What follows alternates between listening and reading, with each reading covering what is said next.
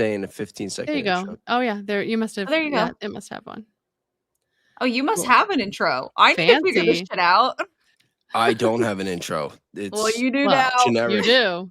Fitting seconds of it. This is great. I know I gotta have Danks. Are Oh, we it's on? us. I Let's just got your go. notification. Bayes, you're live. Woohoo! Surprise, everybody. How does it feel? All right. So we're still waiting for Keli to get here.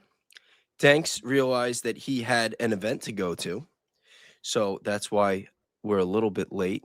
I had to call an audible and bring in American Discourse News and Rogue Dissident. Thanks for having us. Jazz hands. Jazz Thanks for hands. coming. Thanks for coming. Yeah.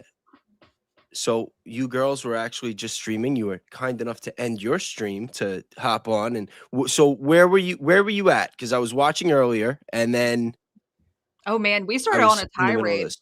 Eventually, Yeah, we're we talking kind about how progressive policies had overtaken our Yeah, country. And real basically- dividing stuff at the end there. It was pretty Very bad. divisive towards the I- end. We probably lost some well- subscribers there. That's all right. They can deal with me. That's all right. Well, That's all right. They probably didn't see my lip ring yet. They would have obviously unsubscribed once they saw that. It's so gross. My diamond lip booger, as someone so graciously told me in my comments. Okay, I love this. Someone said it's Ladies' Night brought to you by Bayes. Yeah, pretty much, especially because Kelly's still coming. She's just running a little late. So, we'll ice the puck a little bit and talk about some other, more recent current events. And then when she gets here, we'll jump into the Charlie stuff. Because today, I've been talking about it a lot. So basically, just for a little bit of context, the whole time I was convinced that Charlie was dead. And then sometime in the middle of December, I was kind of like thinking like, is he? Is he? And I was more so leaning towards dead, but it became more of a coin toss. But the last, I'd say 2 weeks or so, I've been more on the he might be alive side. And at the very least, we have to entertain the possibility that he's alive, because it seems to be a conversation that a lot of people just don't want to have. And I don't think that it should come off offensive to anybody, especially given all the circumstances that we've seen with Turning Point USA and Erica Kirk and everything else. Like, I kind of feel like it's almost offensive not to ask about it at this point. I agree. I think we should talk about everything. It's the same concept of just, running down every lead like as if you were a detective. You can't just say something's fact without proof that it's fact. So you have to look at everything. So I don't disagree with that. I think I think I can completely be on board with looking into it. I think for me, and I've said this to American Discourse before, I think my biggest challenge with that is the fact that for me, in order to believe that, I have to change my stance on multiple things that I have seen with my own eyes to be one way. Like, if there was like leaked footage of Charlie Kirk being a total douchebag behind the scenes here and there, and it's like, wow, I didn't even know he had that in him. If like little things like that leaked over time, my perception of him would have changed. Or, like if we talk about Jesse's theory that essentially they're doing it because they believe it's the right choice for like us as Americans or something, right? Like he's kind of got that perspective. Like Charlie made the choice to make sure that we get the right people in office and it's essentially for the better good of all of us. But that would then require me to believe that our government was doing things for the betterment of us and not just themselves, which I also have seen too many times to choose to believe that that's true.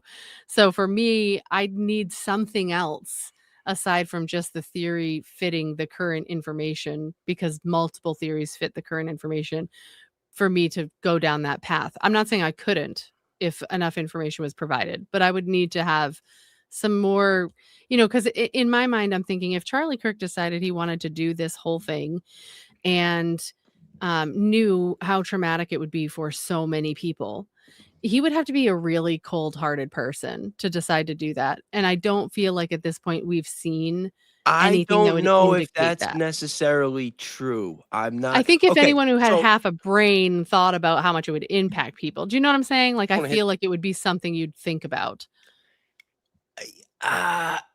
So here's my take on this. Wait, hold on 1 second. Just give me 1 second. American, you want to give your take on this real quick? Sure. Yes, I'll give my take. My take is that you would be having to rely on our greatest ally sparing people things that they've never spared in their whole entire lives. They've killed 250 journalists that we know of. They've killed many other people. And sparing one person who, in their eyes, is not even part of their club that we are not in, and they call us names that we do not say, um, that'd make me have to believe that they have a I'm a heart. proud boy. Yeah, basically the word I'm saying, right? He's still considered one of those. I'm a Whereas goyle. yes, so I think the problem is that they would have to be better than they actually are. We've seen them do horrible things, and that's who Joe Kent was referring to most likely as being the reason they didn't look into further the foreign agent ties, and he was shut down by the FBI. So too many of those things, and I'm not saying that it's not possible because the whole thing's absurd. Anything we've been given about it is totally absurd. So like if someone came forward and was like, I saw him in that SUV leaving the hospital. Yeah. You There has would to be actually something more surprise is me. all. Yeah. Yes. All I have to say is I just feel like it would be a lot for our greatest ally to spare one person. When we just saw a video on X where some reporter was reporting in another country that they were bombing and they tried to drone kill him too. So it's not like they're apart from doing those things. And I don't think he was an exception. I think he was absolutely the rule. And he was in the way of the Iran war, which we are currently now in. Uh, That's where I have a problem with it. That's the only thing. Let me just start here, okay? Whatever happened to Charlie, it was 6 months ago. Just think about this real quick, all right? If he is dead, which he very well may be. Like I said, at this point, I think it's kind of leaning slightly to the other way, 60-40. I think that is a pretty accurate assessment. But if he is dead, how was he killed? And how many different theories are out there right now on how he could have been killed? From methods to motives to who actually executed it. There are countless theories. So now if you flip it and you ask yourself, is he alive? It's the same thing. There's not one series of events or one theory on how or why he would be alive. You know, if anything, you might even be able to come up with more theories on why they would have done this and staged or faked his death when it was planned. You know, like anywhere from, was it like a last minute decision because a foreign nation wanted to take him out? Because they knew there was some kind of inside intel that, hey, they really want this war like they want this war bad enough that they're going to take you out. Or was it a psyop that was planned a year ago, 2 years ago, 10 years ago? Or was it all of the above and he got stuck in the middle because he decided to speak out about certain, you know what I mean? Like maybe it was all also planned however long ago, but then he stepped out of line and things changed. You know what I mean? Like, yeah, I don't know. And it would be a lot of fun to come up with all these different scenarios on the how they staged it and why and the motives and all that.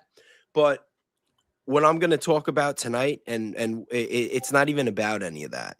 Like it's like forget any of that. Like we're not going to get into exactly how they staged his death, who made the call, what like did they do it to save him? Is he an actor? Is the world a stage? Were him and Erica both some like MK Ultra nepo babies? Like I'm not doing any of that. I'm not questioning his character. I'm not questioning the motivations. I'm not going to say anything that's intended to offend anybody. I'm just going to go based on the actual evidence and the facts of the case. Like the scene of the crime, the way that it's been covered since, the way that the case has been handled, the evidence that they say they have, the case that's getting presented in court, only based on that. Forget about motivations.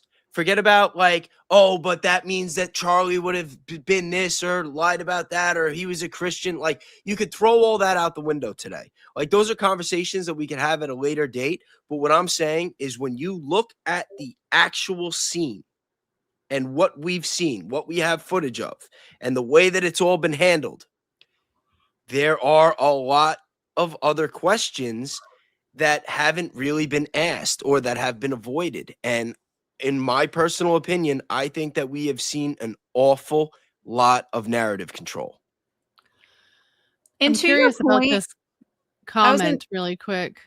Someone had commented he was in GATE, the GATE program, which we're aware of. Whether he was in the GATE program specifically, I don't know if they've actually stated, but it says, tell me he was an MK Ultra too. Come on, think about how he answered that question in interviews. Do you know what question, like what, a question about MK Ultra?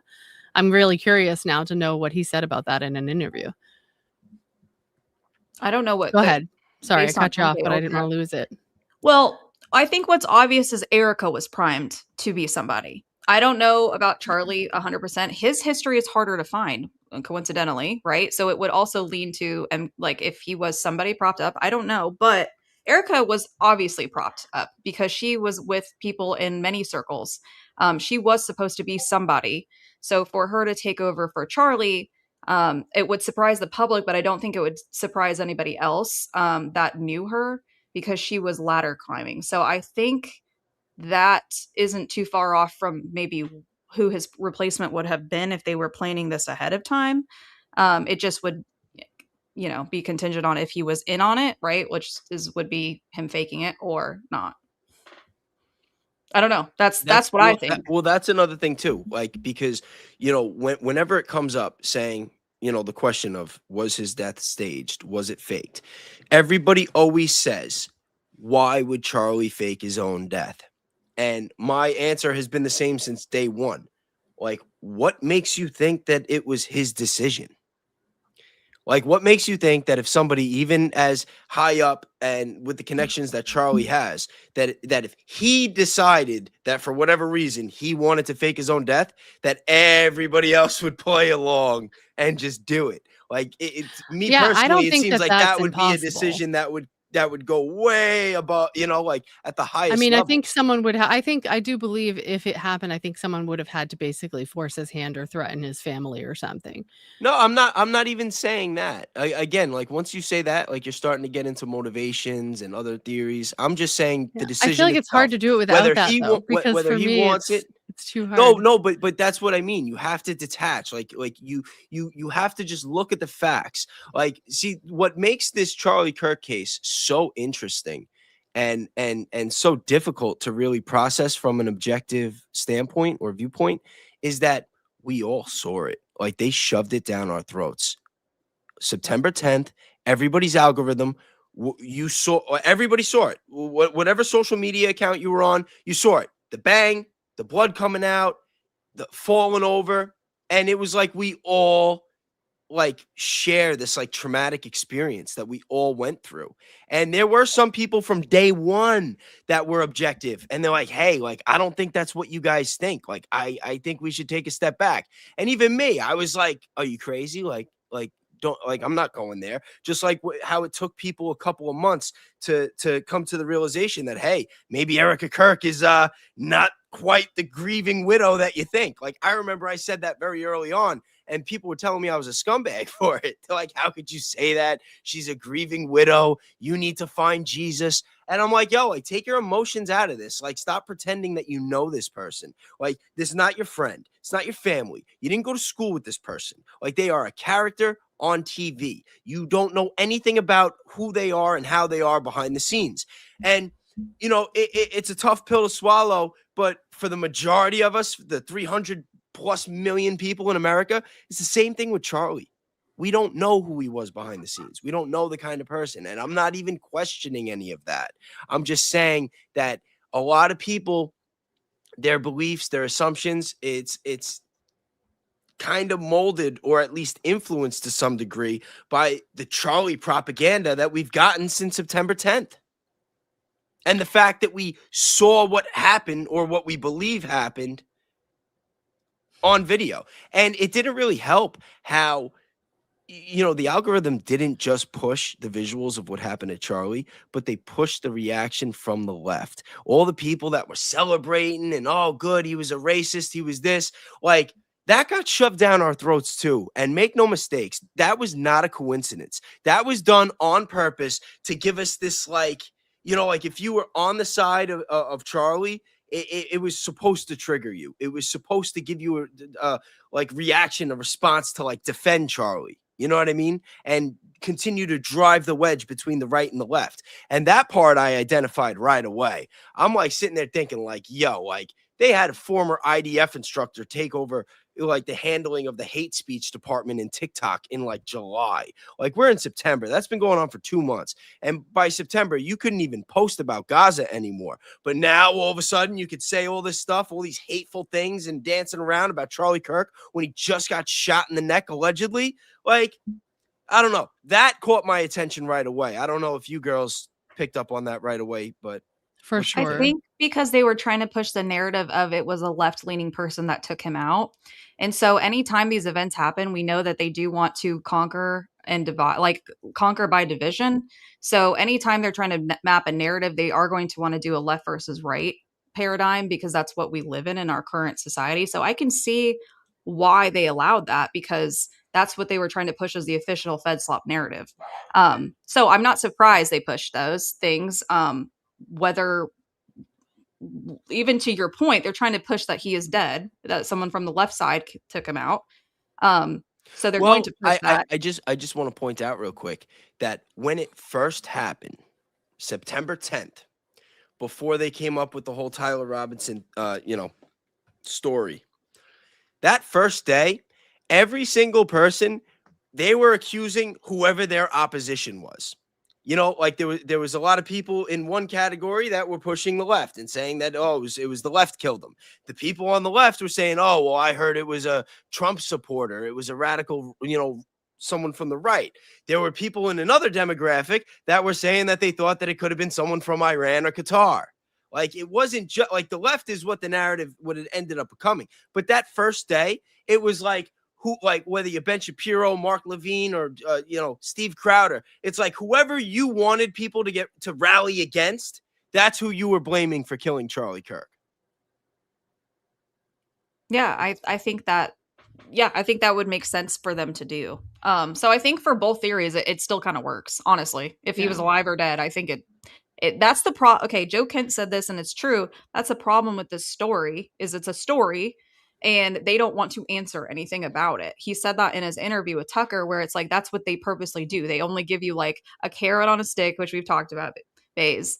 And then we come to our own conclusions because they don't want the actual truth to be out. Whether it's what you're saying or what other people are saying, they're doing this on purpose. They're doing it so we have these long conversations. They're doing it so no one really knows. The conspiracy theory goes so far to one side or the other. People get made fun of for asking questions. That's what he said in that interview, and I think he's actually 100% correct. Whether he's batting for the good guys or the bad guys, I don't know, but what he said I thought was very true.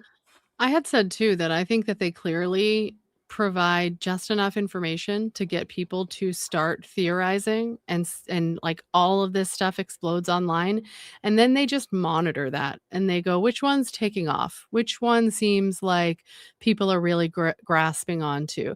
We're going to go with this one. We're doing the work for them, right? Like we're like planning out all the things that they can then spawn off of, and when that one gets old they can give out some other information that muddies the water, and they can just continue to do that for as long as they want because that's just what they do. I mean, we think about JFK, right? There's like quite a few stories on that, on what happened.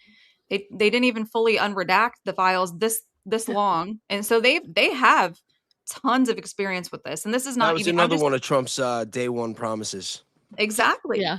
But they're handling it the same as that. So whoever they are, they're skilled one way or another. They're wanting us to believe I feel something. like they're playing stupid. They're making it look like they're making stupid mistakes. All these things are just on purpose, for people to think you're too dumb or I have the right opinion or whatever. All of it has a purpose, and some of it impacts some people and some of it impacts others. And that's just the goal. They throw it enough to bait everyone.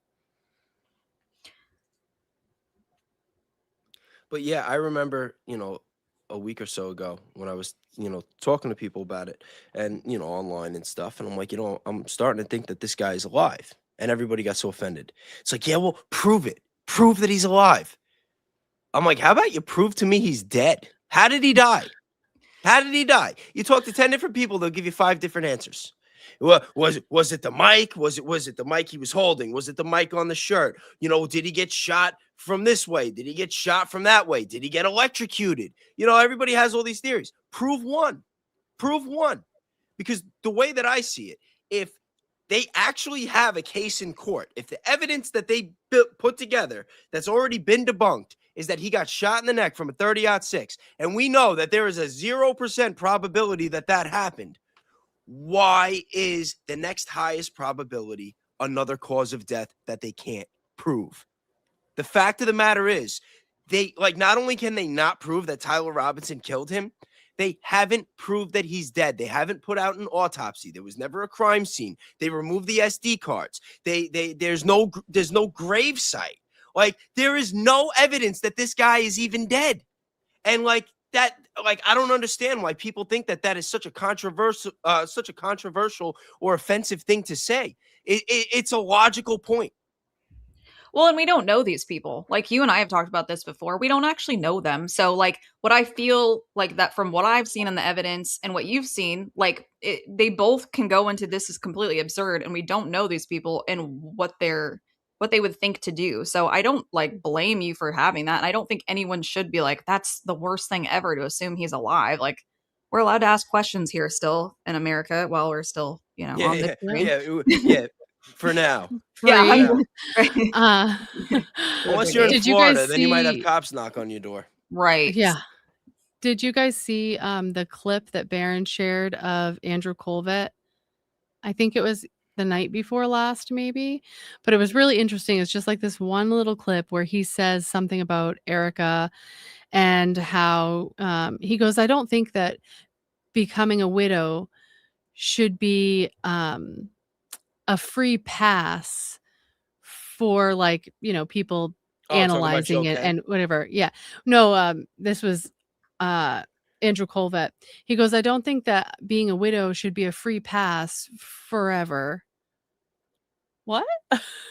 You don't think it should be a free pass forever, but just for a period of time? How about what so Blake she gets Neff it? said?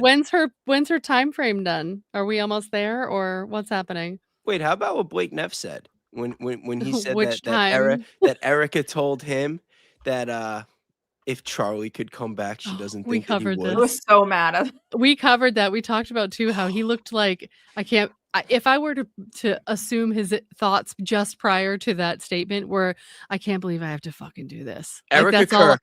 He was like Mother of the Year.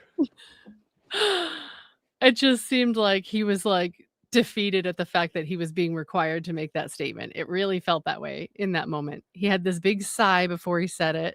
I know this is freaking ridiculous. She said it on our Jesse Waters interviews. One of her first interviews she ever did. She's like, I don't think Charlie would want to come back because of the I don't remember. Could you imagine the kids growing up and watching that video and watching that? No. And that's the type of thing that makes people think that they don't even have kids. And that's another thing too. Show me a picture of a pregnant Erica. Show me one. Show me one. Show me any tabloid pictures of them with the kids. They're at the baseball game. All the pictures that they posted after September 10th, the majority of them. Now, you could say that, they kept everything private and, but how private are you able to keep it? You're a public figure. You're on tour. You're going places. You know what I mean? You're going to, what do you live in a bubble? People are going to see you. They're going to take pictures. No? Yeah, I don't know. I don't know how many people followed, you know what I mean, them around. I don't really know. I feel like you absolutely could be, but yeah, I don't know. Well, also there is one photo of them I remember circulating, and it was about Charlie Kirk and Erica, and they were out and about, and some guy came up to her, was like, aren't you so proud of Charlie? And she kind of looked just annoyed to even answer that and didn't really want to. And Charlie was super nice. She gave them a nasty look. Yeah, Nasty Look didn't answer, but once again, that's a photo of Charlie and Erica. I haven't seen one of them walking around, but maybe they had nannies when they went out and about. I don't know for sure. I do know the picture that she had with Andrew, that where she was trying to prove that she was with Charlie Kirk, and there was like a kid that was way too old to be her son. That photo was weird. Like That giving a was weird. fake child photo, that's odd. Just think about this narrative, okay? They want everybody to believe, okay, that Charlie Kirk was this great, really smart, influential, devout Christian that married Eric Kirk, not such a devout Christian if you look at her history, got surrounded by all these scumbags at Turning Point USA, and for years was working with these people and hanging out with them every day, and was married to her, that they had a family, they had kids for years, and that he was living in the Truman Show. His pattern recognition with geopolitics made him like one of the brightest people in the field. But his like social IQ when it comes to like picking his wife and his partners and his friends was dog shit. And that everybody else, that they were so greedy and that they were so evil that they were all willing to band together and take him out and cover it up and be complicit, and that they got the FBI and it goes all the way to the top, the administration, foreign intelligence, everybody could be all in on it. But Charlie was real because all those same people told you so. Yeah, give me a fucking break. Give me a break. Like, you got to give me more. You got to give me more. I got to know where this kid grew up. I want to see his childhood friends. I want to talk to his mother. I want to talk to his parents. I want to see his cousins. Like, I got to see something here. And like, why aren't they speaking up? You got Candace Owens. This whole thing, all the attention's on her. All the hate's going her way. Now all the hate's going to Erica and his whole family. Nobody's speaking up. Nobody's commenting. Like, does nobody finds that odd? I have found it odd that Erica Yeah. Kirk, they haven't tried to dispel anything that's been coming out. And I don't know if it's because it's true or if they want the attention diverted to her and it doesn't really matter because the president's still going to invite her to be on boards of shit she's not qualified for, or like whatever, because they live in that little bubble. And Mhm. it feels like they just kind of spit in our faces and they're like, well, we don't have to answer you peons, like that. We're going to do Yeah, whatever the we heck we're already going to know do we're fine, anyway. so it's fine, whatever. Yeah. We already have our So dude. His name's Tyler. I don't know. Someone was just talking about how apparently Erica Kirk was really, she stated it was Crystal. She said, Barron's rude, LOL. I brought up that Erica is so involved in the Luigi case. She's so interested in the outcome of a circumstantial case. I haven't heard anything about her being super interested in the Luigi case. Have you guys? I don't know. I really don't care what she's interested in. I just hope at some point she becomes interested in her children if they're real. That would be nice, yeah. Yeah. I mean, I like me being a parent and being like a big time family person, like, you know what I mean? God forbid. God forbid. Like I would be with the kids 24/7 like for a year. A year. This girl started hitting the road, coming out to fireworks everywhere she went, like Cody Rhodes at WrestleMania, like the next day. The next day.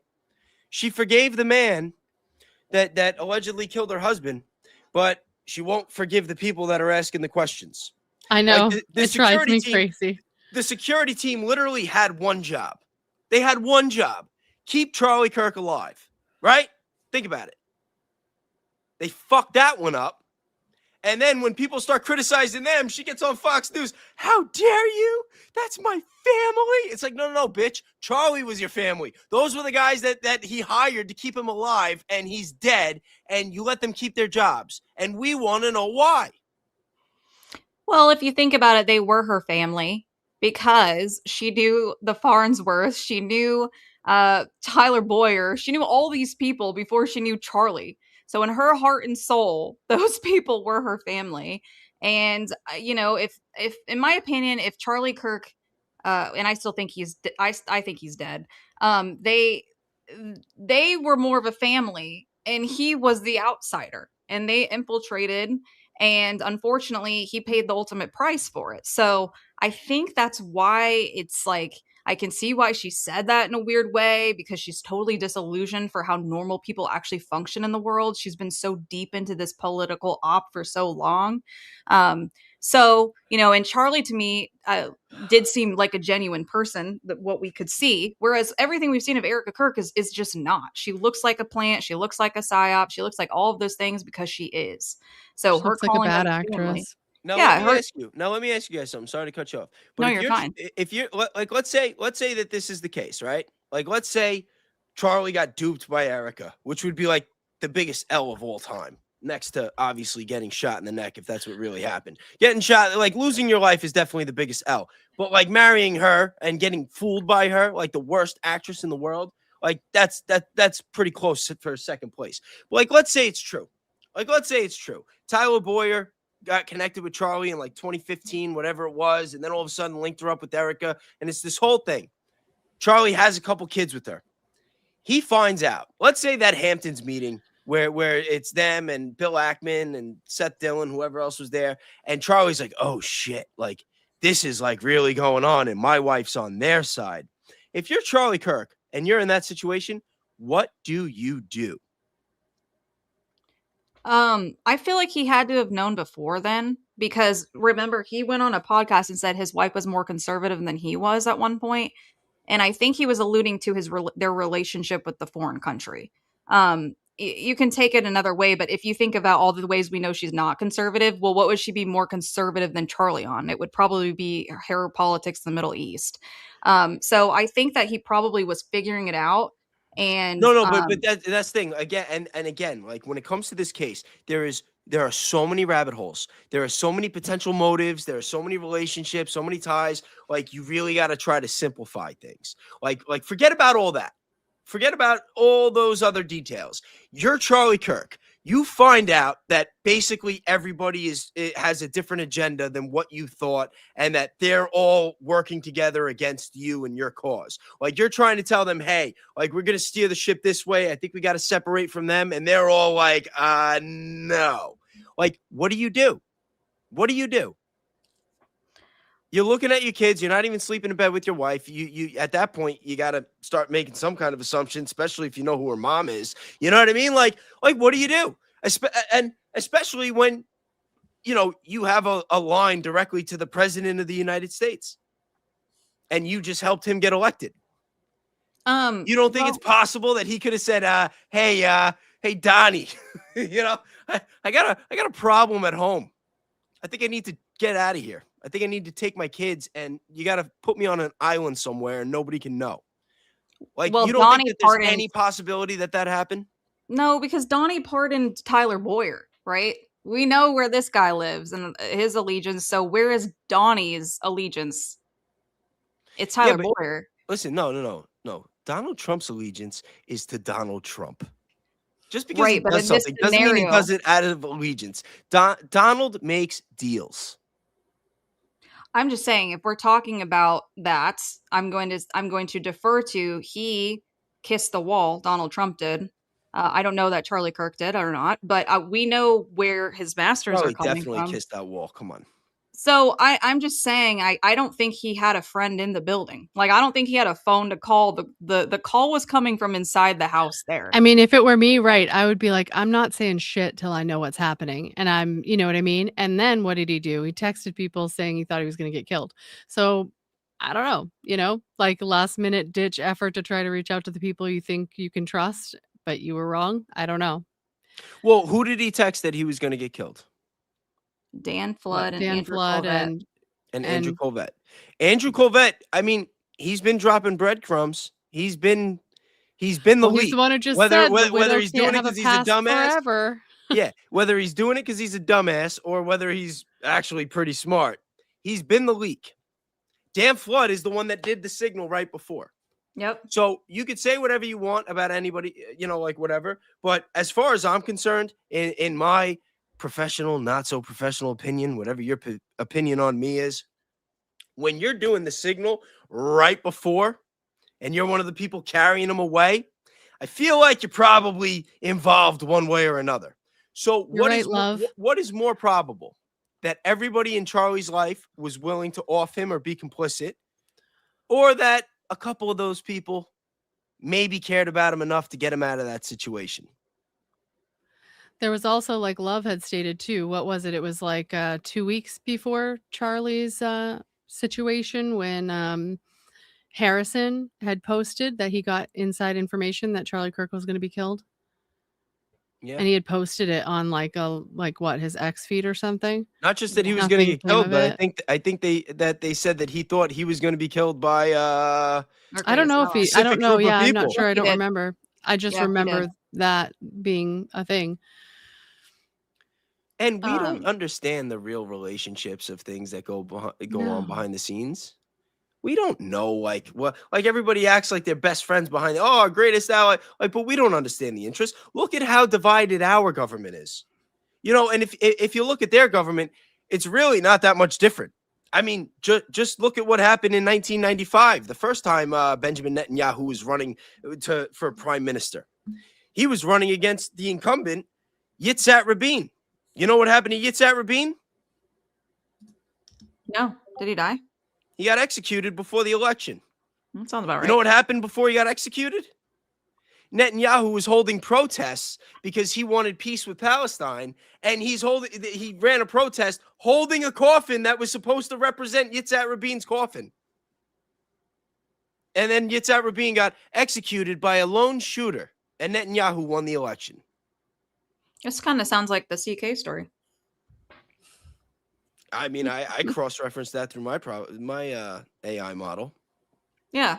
Well, this country that he was starting to, we have to think about Charlie Kirk. He was a very good organizer. And what we don't have in our political sides, one side or another, is someone who does it like Charlie did. Like, a ton of people said that. So if he was flipping his opinion on the place that gets the most money from the US citizens from any other foreign country, the biggest and best organizer of politics, maybe of, all time, at least of this, past 20 years, if he's flipping, that's not a good look, because he's now organizing the youth who got Trump the vote. And that's not something they want to see. They don't want to see the world's biggest organizer put something on. Imagine he gained all right, up. but think about what you're saying right now. The world's greatest organizer, right? The world's greatest organizer that thought that a certain somebody was going to off him. You don't think he could have organized his own escape route? I feel like he was managed, though, in a certain way. Like, if you think about that, these people also have assistants. They have people they have to check in on. I'm not saying he couldn't have, but maybe he didn't know exactly when it was going to be. So he could have had a plan. All we know, he could have had something, and it was like, oh shit, like it was. He might have had an inclination. Oh, it's going to be the second day, so I need to try and get out of here then. How would you know the exact day they're trying to take you out? That's what I would wonder. How would you know that? I wouldn't know that. I wouldn't be like, oh, they're going to take me down today. It would be he was just in all taken to fairness, another country. Candace said that they were that they normally plan these events, right? Like way ahead of time. Yeah, Mhm. in months in advance. This specific event, they planned last minute and threw it together.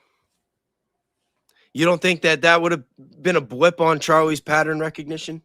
That he would have said, "Hey, what's going on here? What do you mean we don't have drones?"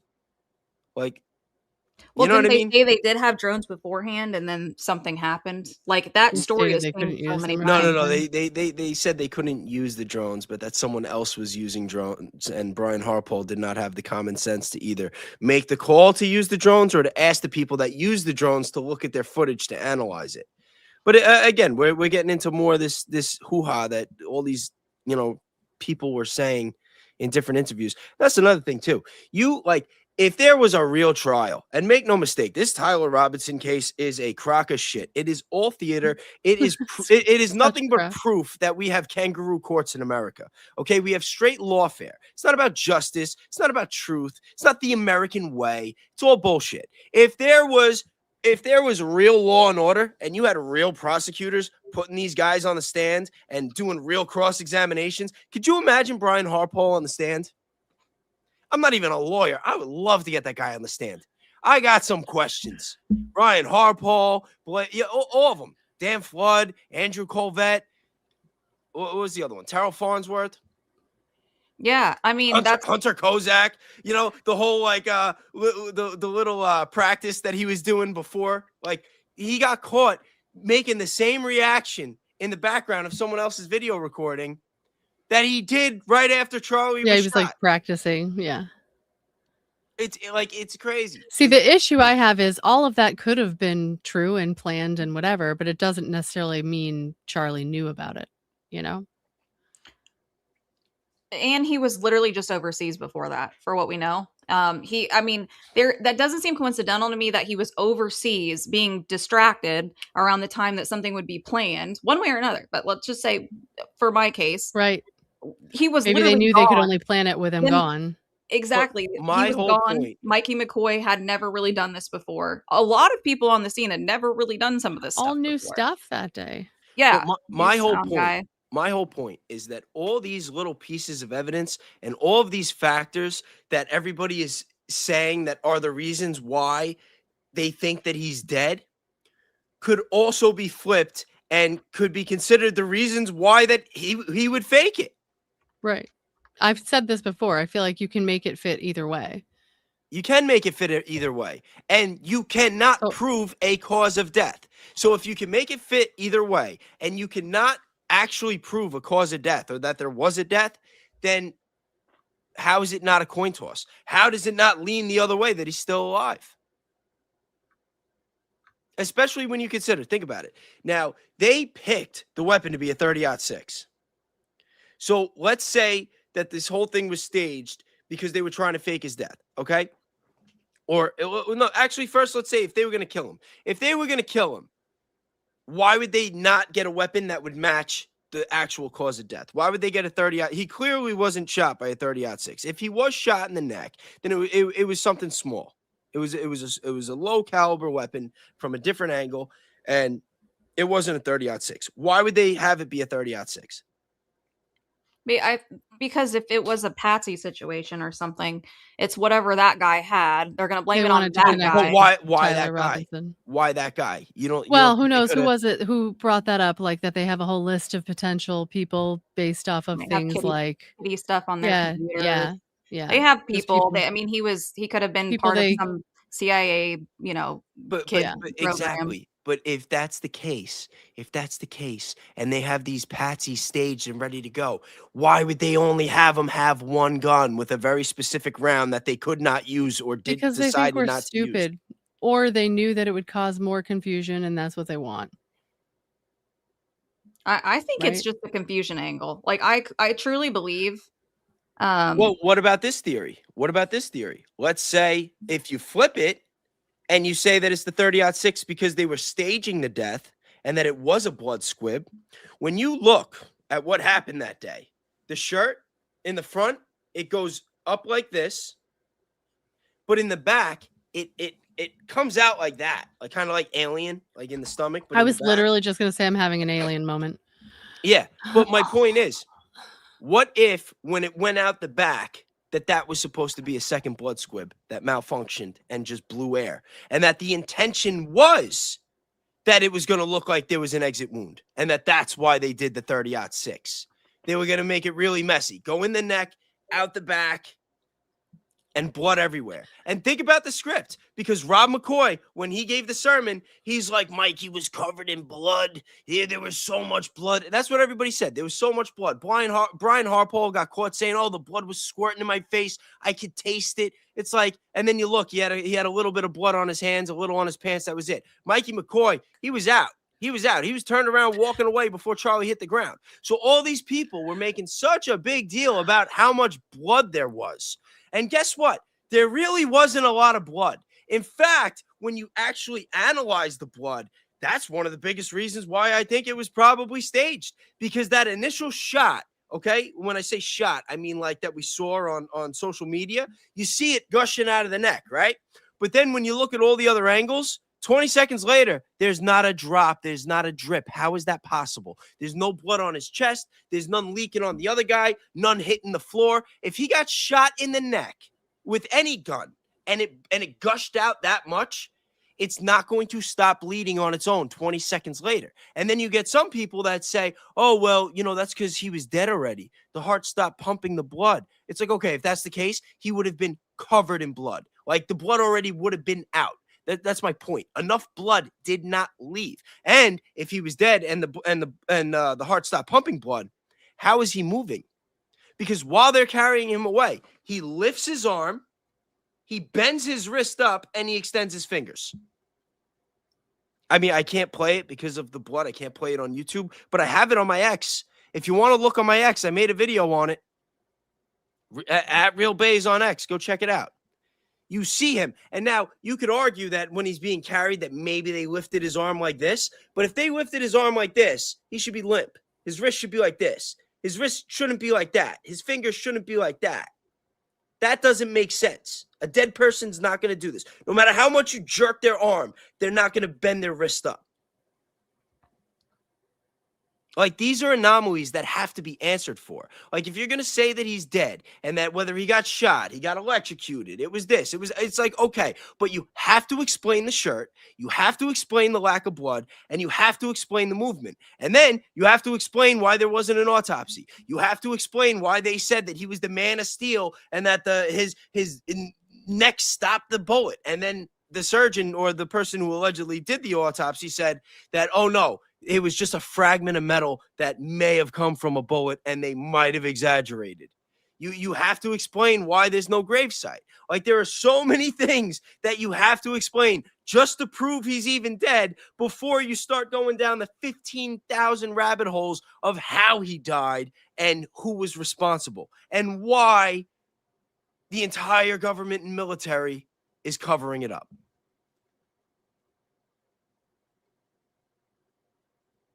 Someone saying you should represent Tyler Robinson. I said I'll do it pro No, bono. they already picked out his attorneys for him, so he's all set. The other team decided for him. No, but seriously, girls, like, what do you think about what I just said? Damn, I wish Keli was here. She was supposed to be in on this. And Danks, where is he at? Yeah, I understand. I think there are anomalies that still need to be answered for. And obviously it would, I just don't know who it would benefit to keep him alive either. It doesn't seem like, it just doesn't seem natural to the case, in my opinion. I don't know who, like, the only person it'd benefit would obviously be Charlie, but like everybody else, like if he's out of the way, that gets so many more benefits for everyone involved. Well, let me ask you. Who is really benefiting with him being gone? Well, Erica made a bunch of money. Erica can never really show her face in public again without like a lot of security and around a bunch of people that are either like fully indoctrinated or her supporters. Yeah, I think Erica Kirk would have a very hard time walking around the streets of Manhattan in 2026. Well, she obviously goes to these events and she'll still represents things. Trump still elects her to things. Israel got their war. Trump is just doing whatever he wants now, doesn't have any sound advisors by him. So I do think that it seemed like he was some sort of, adversary to the Zionist agenda. And not that he always was, because we had talked about this before. When he was younger, he probably was in on it because it was a popular thing to do. But as you see more time go on and on, unfortunately, like we've seen everything that has happened in the past 2 years and what happened in Gaza, no one with any kind of conscience would want to support that at a certain point. So I don't know. I think it would be asking a lot to benefit him for less gains than what everybody else would be making from him being dead. So that's where that's honestly one of the things where it's like, it just, to me, if he's gone, they've removed any problems basically besides the public, and they don't really care what we think, or else we would be having a different conversation. I think that this war with Iran was going to happen with or without Charlie. I don't think that he was going to stop it. Even if he is dead, even if... No, but his perspective would have greatly impacted the perspective of his massive following. But if you think about it, with him out of the picture, I hope you guys understand the code words. I think you should by now. Benihana's popularity really, really went down the drain after Charlie Kirk left the board. Yes or no? Okay, Yeah. but if it left and let's think about this like this. If they want a more censored state, what would be better for that than more anti-Semitic comments coming around and being like, look at all this anti-Semitism. Now we have to ban all of this free speech.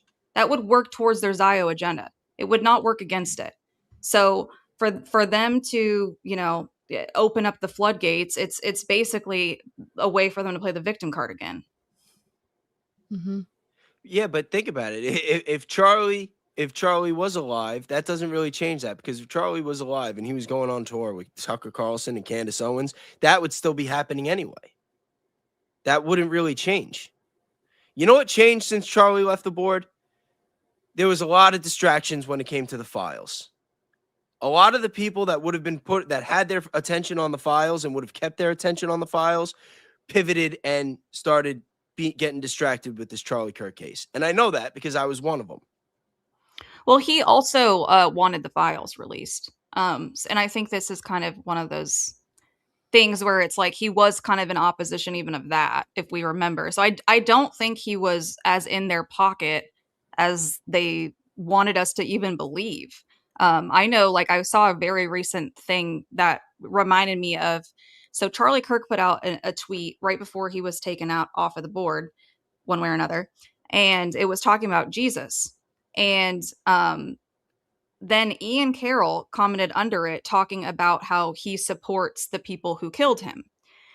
But Charlie Kirk ratioed him so bad. Like, and this is Ian Carroll we're talking about. So Charlie Kirk had such a big influence that, like, he had 82,000 hearts on that, and Ian Carroll had, like, barely any.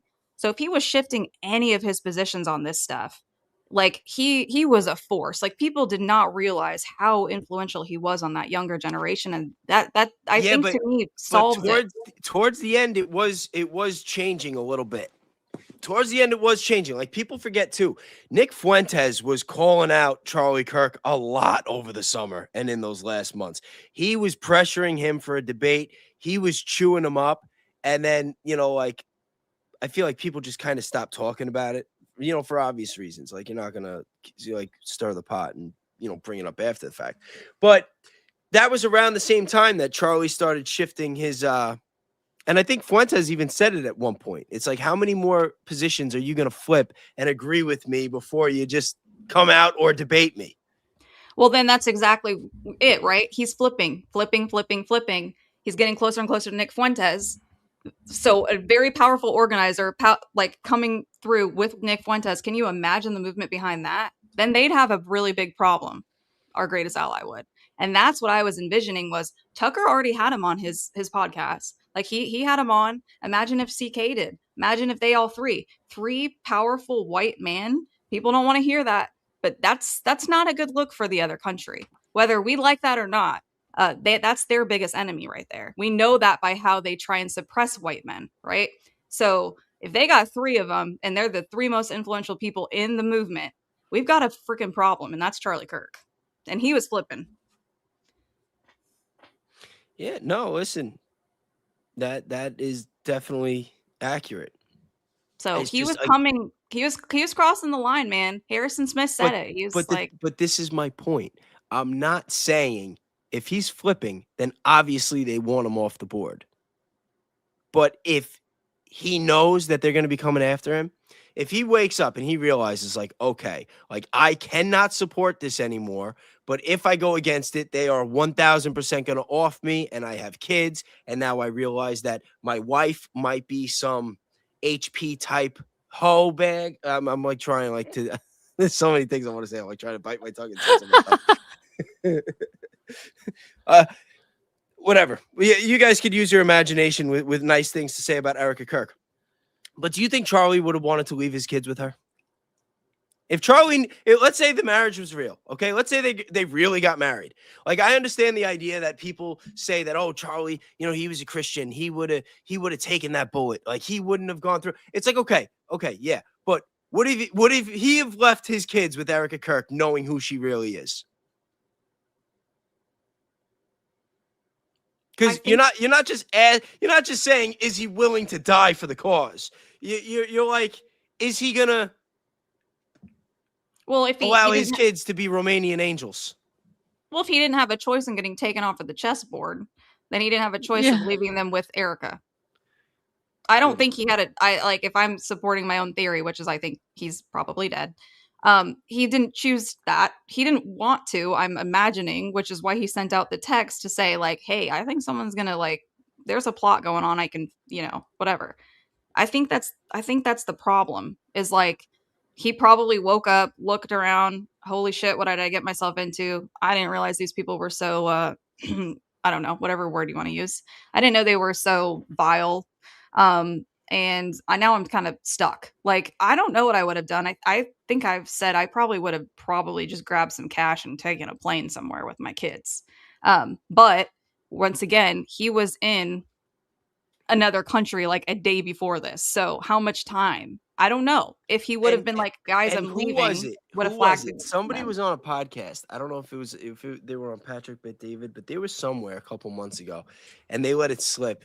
They said that Erica's going through a lot. She lost Charlie. She lost her kids. Yes, I did And hear then that. and then there was rumors saying that she may have lost them in a temporary custody thing to Charlie's parents, but there was never any and no verification or follow up or anything with that. Yeah, nothing else was said that I know of. But you don't think that could be evidence that maybe Charlie took his kids and got on a plane and got the hell out of there and said, listen, you could take Turning Point. You could burn my legacy to the ground. You could have your fucking war, but I want no part of it. I'm taking my kids and I'm fucking off. And I never wanted to see Erica again. You don't think that that's possible? I'm not saying it's not possible, but I don't think that it's more possible than her just leaving them with someone at home every day as well. I don't think one's more possible than the other. But that's why I'm saying necessarily. it's a coin toss. I'm not sitting here Right. arguing. Oh, yeah. No. I'm not sitting here arguing saying he's I've said that this alive. whole I time. know he's alive. I'm not saying that. I've been saying the whole time it's a coin toss. But the more that I think about it, and the more that I have these debates, the more that I think that it's, it went from possible that he's alive to plausible that he's alive to probable that he's alive. And now I'm like, you know what? I think this fucking guy's alive. Like it's been like a couple month long it's been a progression.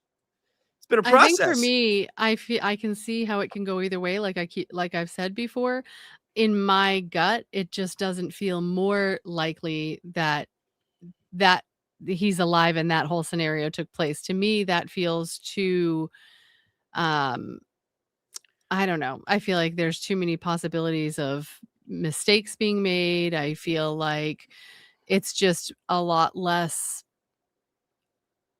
I don't know. I feel like for me, we've seen so much more of the other stuff play out time after time that it's like their playbook. You know what I mean? So for me, it's harder to assume that the other less realistic. To me, it's less realistic to believe that they did that than it is to believe that someone just took him out. Let's have some fun. Chat. On a scale from 0 to 10. 0 to 10. 0, he's dead. 10, he's alive. Put any number you want. 0, he's dead. 10, he's alive.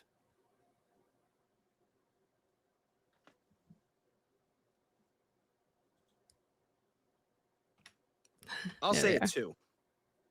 I already forgot. What was it? 0? 0, he's 10, dead. 10, he's alive. But you could scale it. Like you don't have to. Oh. I'm not asking people to say one or the other.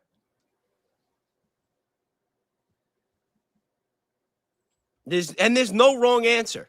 There's a wrong factual answer, but there's We no just wrong don't know answer it. in this. Yeah, there's no wrong answer in this.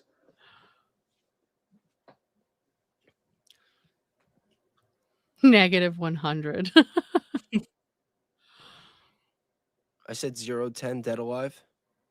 I already forgot. You said 0's dead. I think of that as nothing. There's nothing there. Dead. Oh, I fucked up. Oh. I shouldn't have 0. said 2. See, I'm messing up myself.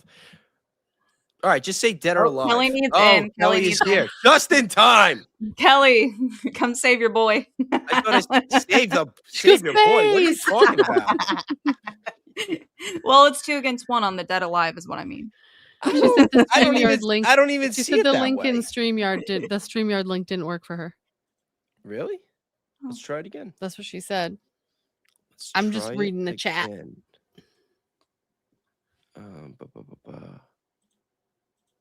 I don't know why it wouldn't work. That's odd. Someone asked if we think Trump's ear was really grazed by a bullet. I didn't look into that enough. That's another thing too. When somebody brought up the whole Butler thing, that Butler being staged, because I kind of forgot about that, and then I'm like, oh shit! If Butler was staged, then the probability of Charlie's thing being staged goes through the roof. Maybe not through the roof, but it's a big factor. A big factor in the equation. Should we do a poll? Yeah. I don't know how, but I don't have it either. I'm sure I can figure it out. Hold on. Where is Keli?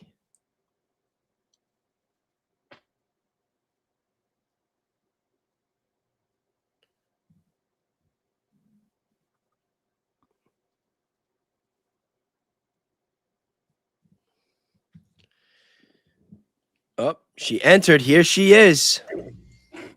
Keli has entered the chat. Keli. There she is. Dun dun dun. Keli has entered the chat. All right, now it's a 2v2. Oh man. Okay, you guys, but now I can't stream to my audience. Who the heck set this thing up? What do you mean you can't stream to your audience? Why I know not? it didn't give me an Yeah. option to either. So Okay. Yo. Yeah, like, oh man, hold on. Let me close down also this because I had to pull up YouTube. Hold on. Someone said 3 women in a Bayes. I love that too. that. Go off, chat. Wait, why can't you send it to yours? It doesn't give me the option. I think at the there's top. like a toggle Y'all made option that you me, choose yeah, yeah. Come on now. to allow this is someone why I to don't stream run to their StreamYard. platform. Is there a setting? Is there something I could do now? You might be able to. I don't know if you can do it during the live. If you go into your I- settings, yeah. Oh, it's annoying. Yeah. is there I an don't know option to if you can allow other choose- people to stream? Because that's the problem. I think there's a button to choose. Let me pretend I'm going to start one for myself. Can I?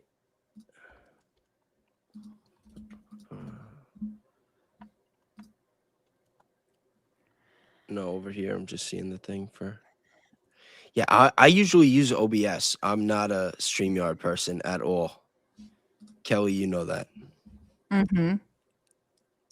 Yeah, Where- so if you go into your your settings, and I don't know if you can do it while you're live, but if you go into your settings and you know where we were looking at the audio and stuff earlier, if you go to the bottom, there should be a guests one, and there's a check box at the top that says guests can No, stream that's this to my, their own destinations. Hold on. Guess. Play sound. Oh, there we go. Yeah, I think we got this. Boom, you got didn't know it. that You was got thing. it. It's good? Thank It's you, good? Thank you. Yes. Okay. Yep. Cool. Thank you. Sorry, you about guys. that. I didn't realize. Yeah, I gotta It's learn. okay. I gotta learn the We software. all got a learning curve here. We are all in this together, so no worries at all. I apologize to keep y'all waiting. I had my school sons, or my sons had a school fundraiser this evening, and so it went way later than expected. But I don't even know That's how all much money they ended up raising for the school, but it was really cool.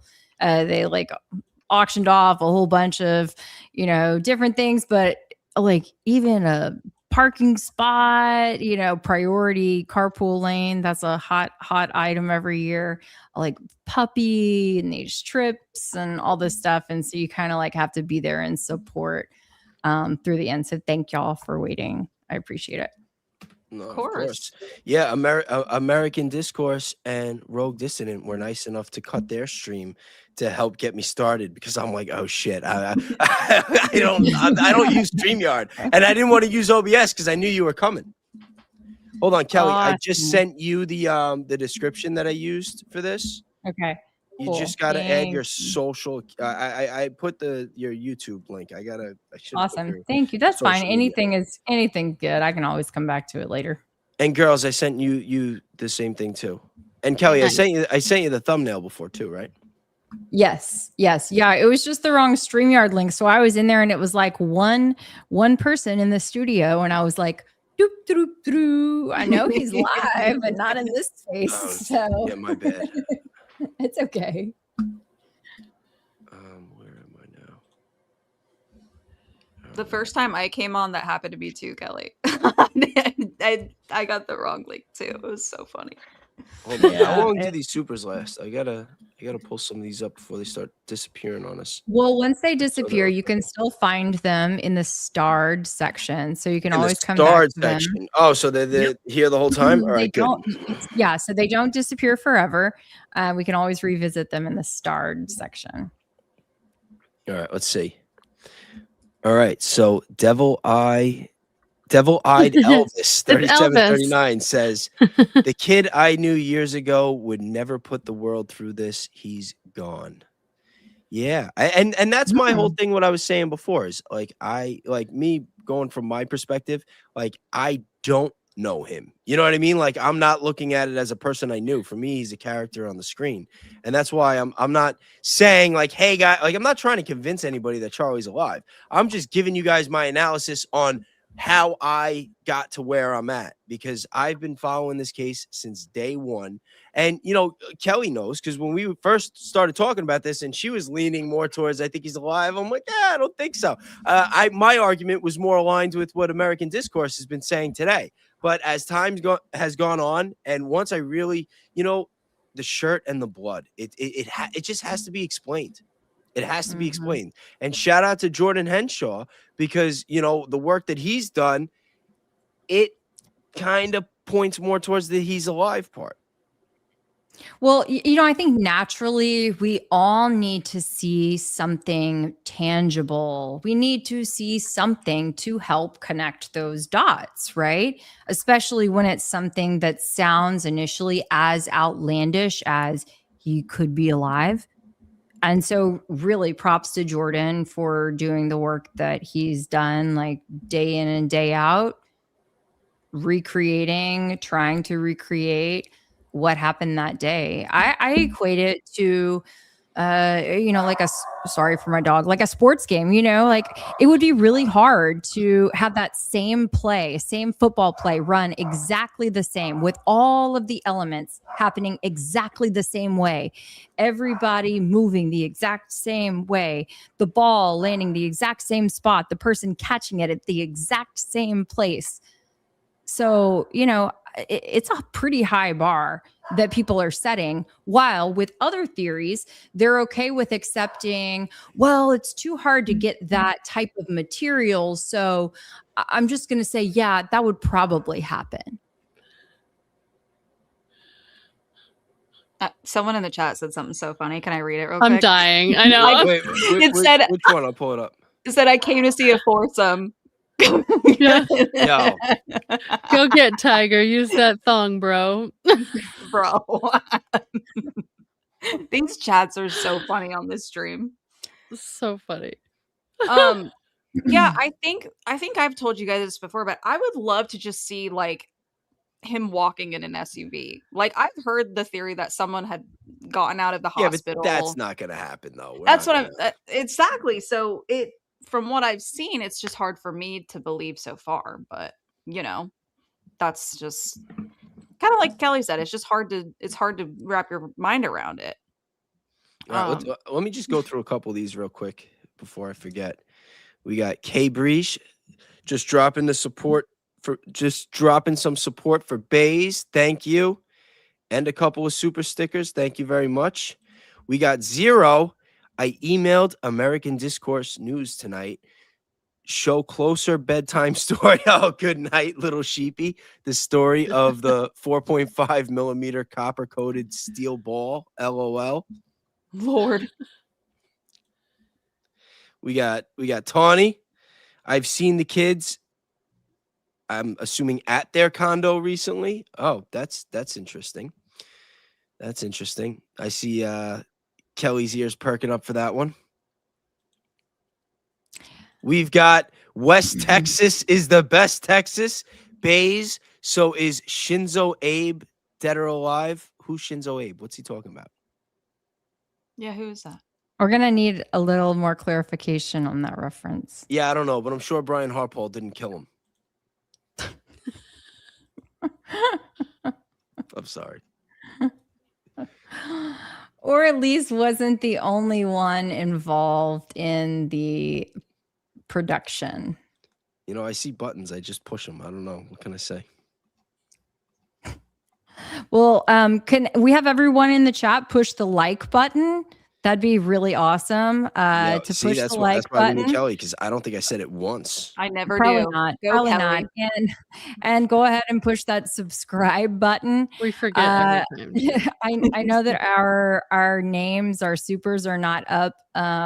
Which that would be another thing, Bayes, that would be nice to add, so that way What'd I people do? know who they What'd I are do? looking at, who they're looking at. On the right side of the screen, I think there should be a setting that allows you to put up the supers for everyone, so that way people know who they are looking at. They didn't come up when I was just clicking them. Nope. Yeah. No, for us, StreamYard. for the four of us. Oh wait, for the 4 of us? What do you mean? Yeah, so that way people can like see if they're not familiar. All right, you gotta just tell me what to do. I'm like, Well, I can't see it because it doesn't give me that option because I'm not leading the stream. But it's going to be on the right-hand side. okay. Not supers like super chats. It's a TV term. Super means like the name at the bottom. That's called a super. Like super. Yo, where's Danks when you need him?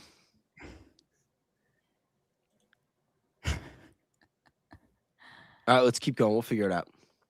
Kelly is a boomer. I mean, no, I'm actually not a boomer, believe it or not. I'm older than you. I did just turn 41, but that does not mean that I'm a boomer. But I Kelly can got say called a boomer. boom. If she is, I am, but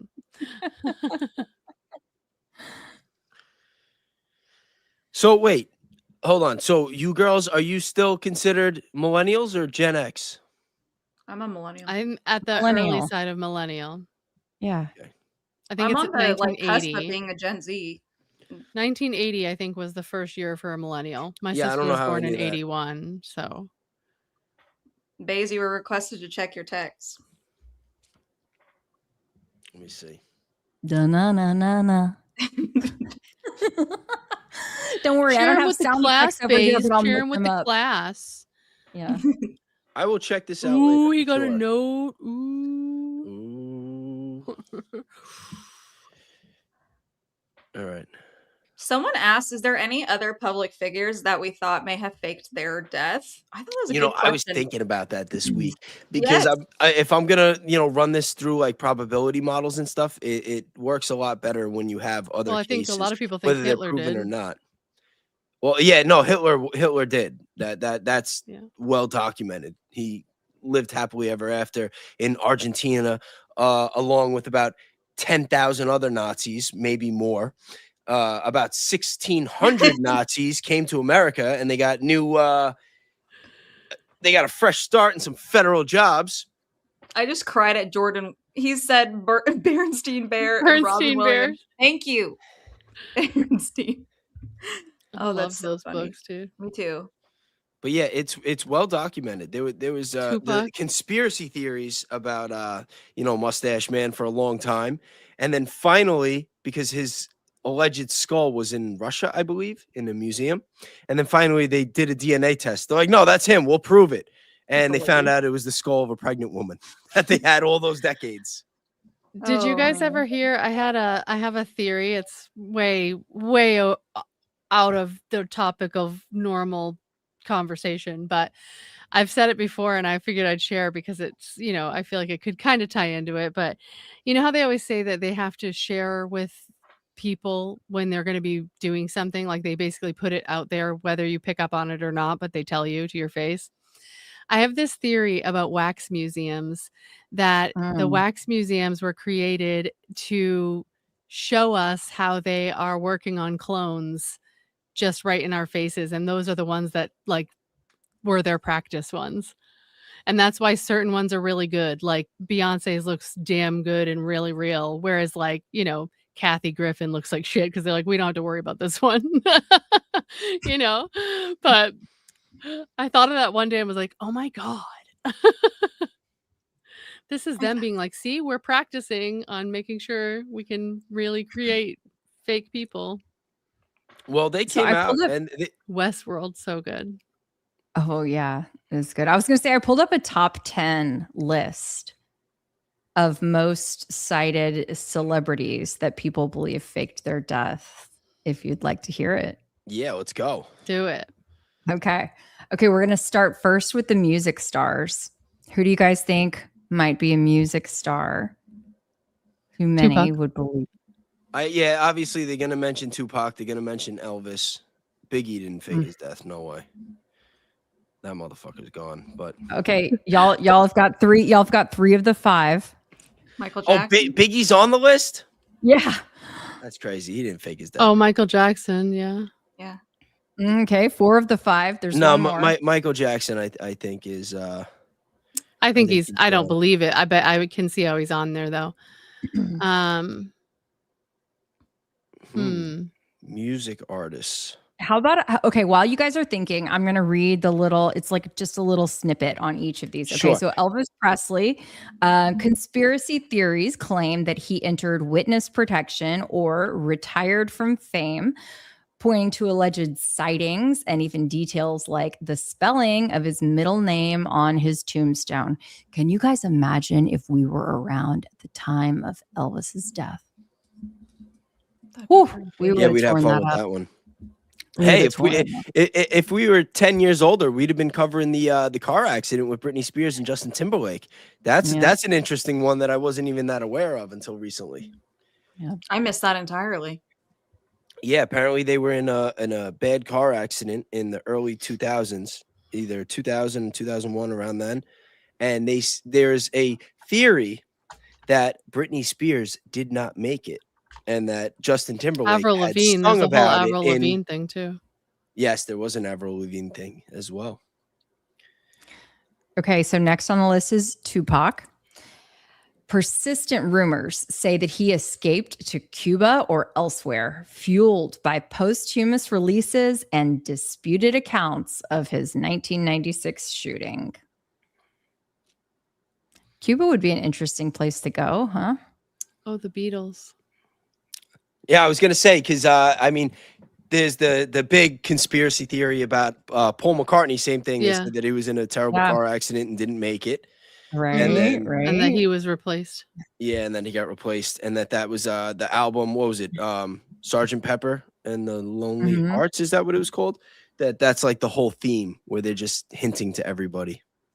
There's all that like play it backwards and listen to them say. Oh, words. yeah. Yeah, it's Yeah. like crazy stuff. So for Biggie Smalls, it says his unresolved 1997 murder and ongoing East Coast, West Coast lore help keep he's still alive rumors alive in fan circles. I mean, honestly, I don't think Biggie's still alive, but it was. Yeah, I don't think he's definitely alive. drama. Michael Jackson, sudden death, erratic media coverage, and alleged sightings have driven theories that he staged his death to escape pressure and scandal. I mean, we know that Michael Jackson did change his look a lot over time, but he also, I think, really had a lot of bad folks around him. I But think hey, they did that to him on purpose. I mean, Charlie had a lot of bad folks around him too. So I think that the people in the music industry and in that area, that they just hated Michael Jackson, and that all that surgery and stuff with his face, I think they screwed up his nose on purpose. That's my little conspiracy theory. yeah. Because if you think about the timing of when everything happened and all those fake allegations about him and children in the early 90s, and how it all kind of lines up with when he had that deal with Sony where he leveraged them for like one of the greatest deals of all time. And then he started buying up all these other catalogs, including the Beatles catalog, which is like very controversial. And then allegedly he went to go visit a certain foreign nation, and he came back and he wrote a song called "They Don't Really Care About Us." And then Yeah, he had the those lyrics are allegations. wild. Yeah, and then he wrote that. He started writing that song. I think it was the late 80s or the early 90s. And then he got hit with all these allegations. And then after he beat them, like a year or two later, he dropped the song. I think he released it in 95. Such a good song. Yeah, it is. Interesting. Very interesting. You know, and he had a lot of money problems there at the end too. Fun side note, I saw Michael Jackson in concert. The Michael Jackson 5 30th anniversary tour, and I was in New York City on 9/11 because it was on 9/10 Oh the wow. night before. But amazing to see in concert. I also saw Prince, so I'm like, We're undefeated, Wow. really, on the legend. Yep, totally. Okay, so the one that we were trying to come up with, that fifth one, was Jim Morrison. Oh Doors. yeah, that one I should have thought Go of because there was I know. theories that he had CIA ties. Yeah. Yep. So it says the Doors there are. I remember frontman, that. 1971 death in Paris with limited autopsy documentation. Running Has long theme. inspired stories that he slipped away to live under another identity. The Doors was such a good band. I still listen to them. Oh, I forgot about the Pepsi accident with Michael Jackson. Yeah, they lit his hair on fire. Yeah. I'm telling you, they hated him. I don't think a lot of they these did. things. Yeah, I think they were out to get him. They were for sure out to get him. Yeah. I think they were out to get him. I'd have to see a video of this guy, but prankster or enigmatic figures, they list Andy Kaufman. You don't know who that he's is? You like don't a- remember we were talking about Oh, Jim I Carrey know. and everyone was talking about Jim Carrey movies and I He said Man played on the Moon. Yeah, he played Man Andy on the Moon. Kaufman. He played Eddie So- Kaufman. Yeah. Andy Kaufman was a Sorry. comedian that starred in the old show Taxi. Remember the show Taxi? Huh?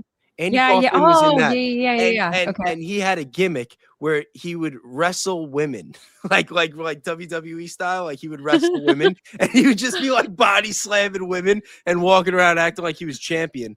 And then he had like a fake beef with Jerry the King Lawler from WWE, who at the time was like a real wrestler. He was like one of the most famous wrestlers out of Memphis. And then they had a whole shtick where like Jerry Lawler would beat the crap out of him, and they were going back and forth on TV. But yeah, he was very, very famous. Very, very famous. And Jim Got Carrey played him in a movie called Man on the Moon. And Dave Chappelle actually has a really good bit on this because he says that when he met Jim Carrey, that Jim Carrey was filming Man on the Moon and that he was method I remember acting this. and he was making Yeah. everybody, he said he was making everybody call him Andy. So he's sitting there thinking he's going to get to meet one of his idols, Jim Carrey. And then he's like, this motherfucker, he's like, Andy, you know, like you ain't Yeah, Andy. and I he wanna was in talk to Jim." character the whole time. Yeah. He said he was in character the whole time. He said it was like the weirdest experience. That's wild. That's wild. Okay, I've you heard guys. that, So I heard we're almost done. Couple more, or a few more left to go. Okay, Did so they put tragic. Lennon on that list? Don't jump the gun. Don't jump the gun. Okay, we're She's slow rolling it. okay. Tragic and political icons. Princess Diana. Conspiracies around the 1997 Paris crash suggest everything from secret survival to staged death to escape media harassment. I have heard that about her. I've heard recently they wanted to kill her because she said something about the people of England, the kingdom, whatever, were lizard people. I saw that floating around on Oh, X. snap. I'm just saying. Did you guys I hear don't there was a know. massive earthquake in Antarctica over the last day or something? I hear Like that a- there is supposed to a be a huge lot one. of massive earthquakes coming. Yeah. Well, the sun's been kind of crazy too. There was so there was some kind of a meteor or something supposedly. I haven't had a chance to look We were into talking it. about it Yeah, on we our were talking screen about the other it. day. Okay, so I can tell you this, that I had no idea about it until actually Jordan Henshaw had sent me a text asking, hey, did you see the meteor? And I was like, no, I've been like all over the place busy. But I was in my house and I was getting ready for this event. And okay, it's bad on me, but I still have like some of my really big Halloween decorations like sitting that I haven't put in my attic yet. They're just sitting in my house. Anyway, they're like stacked on top of each other. And one of them around that time, promise you, Scout's honor, okay, fell out of the blue. Nobody was running around past it. The dogs weren't running past it, whatever. It was just like all of a sudden there was a big kaboom and I was like, Brock, are you okay? And he was like literally just sitting in my room, sitting on the bed watching TV. It had to have been it. There's no other reason why that whole thing would have fallen out of at that time. It was crazy. So anyway, Well, I apparently it know was that killed the everywhere. initial story I saw for the first time, because there's been like 5 now over the course of like however many days. The first one I did see said there's a video that shows the like sonic boom from it happening. So it definitely, and people felt it. It said, I don't know where you're located, but yeah, so that one for sure. But then there was like 5 more throughout the country that people saw, just like that Yeah. one. Well, I'm in Keli. Houston, and so supposedly it, was in the area. What's up? I was gonna say, what about that image that you sent me the other week? That wasn't a comment. That looked It really was weird. supposed to be like this portal opening or something like that. Yeah, I don't know. It was weird. It was weird. Well, Yo, that's what they think happened at the mall, the Miami Mall incident. That these shadow dudes went through the wrong portal because they screwed up their coordinates. I've been saying all week that, ever since the files came out, all of these different conspiracy theories have been getting proven true. That like the only one that's left on the list is Project Bluebeam. That now that we're in World War I III, mean, that now they're that we're so in World War capable of III, doing that they're that. gonna stage some kind of alien attack to unify everybody and end it, and Mhm. give us a reason to want those digital IDs. Yep. Mm-mm. Okay, I'm going to finish these up real quick. JFK, while most theories focus on who killed him, fringe claims suggest that he survived Dallas and lived on in hiding, feeding wider assassination conspiracies. Well, there we go. Rock legends and martial arts icons Kurt Cobain. He should have been in the someone music said that in the category. chat. Yeah. Questions about the circumstances of his 94 death have spawned both murder and, quote, he got away narratives among some fans. And I can't remember exactly what was said, but I think that Candace kind of touched on his case a little bit like a few months ago, because I want to say that, didn't she talk to Courtney Love? Anybody else remember that? She did. Oh say yeah, that. that was like 2 She months said ago. I like think. January of last year or something, I think, or maybe it was Yeah. January of this year after Charlie. She never something circled like that. back. She never circled back. Never circled back on that one. Of course. So much for the yeah. receipts on that Right. one. Yeah. We'd like But- answers.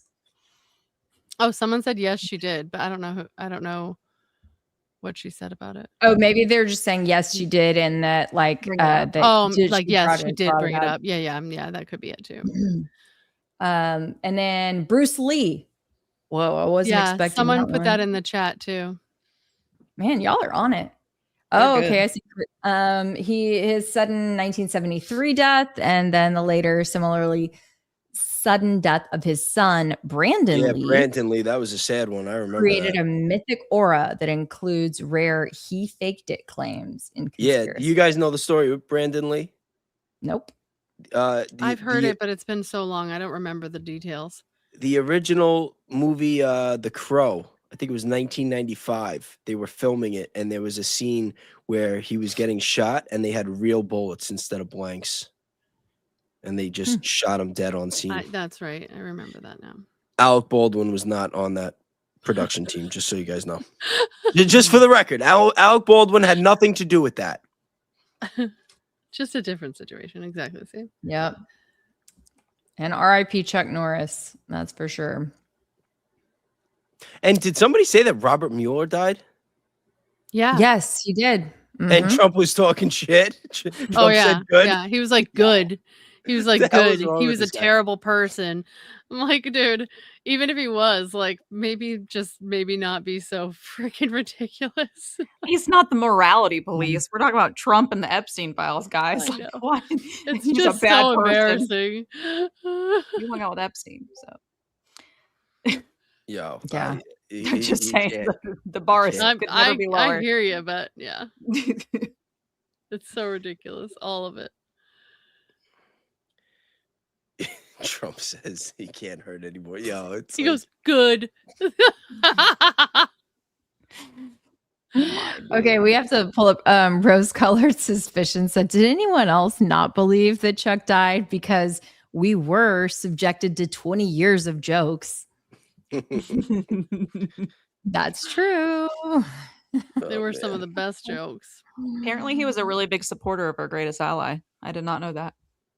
Yeah. Interesting. I mean, but the thing is, I feel like why freaking would everyone did. why would anybody even think about that before like the last couple of Until years? yeah, I mean, some people, if they, I suppose, follow the path of history, but it would take some really, you know, outside of the box thinking, I think. And then we got handed it on a silver platter after I everything mean, that think about happened it. recently. So Anybody who is any type of star in Hollywood over the last 30 years, are you really going to be surprised if it comes out? You know what I mean? I don't know. It's just my take. I mean, they own half of Hollywood, so Someone said Cuck Ooh, Norris. stay, Rogue. Cuck Norris. I can't. I love that. Yeah, that's messed up. I mean, is it Mike Huckabee? I don't know. Like, No, it's You remember actually, that one? I can't say the first word, but Mike Cuckabeebe. Oh, oh, Yeah, somebody had that nice touch to it. I like it. Yeah, Cuckabeebe. Cuckabeebe. Yo, that guy is something else. You see that AI video of him with Netanyahu? No. Wait, Yeah. which? Oh, Oh, yeah, yeah. There's been a whole You've wave. There's been a whole TikTok. wave Yes. of these Netanyahu AI videos Yes. that they're But trying Huckabee's so face hard to is prove. so Flipping I ridiculous. don't off think the, he's you dead know. either. I don't think Netanyahu's dead. I think He he's might be probably injured. Yeah. He might severely be injured or Yeah, something. he might be Yeah, and they're injured. trying to play it off like he's fine. He might Someone be said he was in a recovering. Either that or coma. he's dead. Yeah. Someone's I like, don't there, think he's in a he's dead. coma. But yeah, Mike Huckabee was like, you know, living his best life that day. Oh, Like, how you man. doing? Can I peel you some grapes? What are we doing later? Calm down, sir. Calm down, sir. 5 AI videos is what someone said in the chat. Yeah, it is like 5 AI videos. There are so many, and they're all Oh, from there's this their one. government site. Like, here, proof of life. It's just And a total AI video from 4 years ago that whatever. They're not even trying. Flip the coordinates. So I don't know if you Yeah, can see they're this. talking about Yeah, no, I the saw mall that. in Miami. Yeah.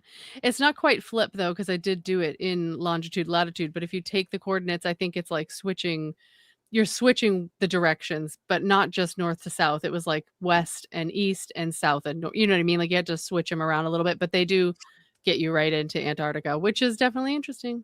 Oh, really? Yep. So the coordinates from the Miami Mall flipped around with directions changed brings you to Antarctica.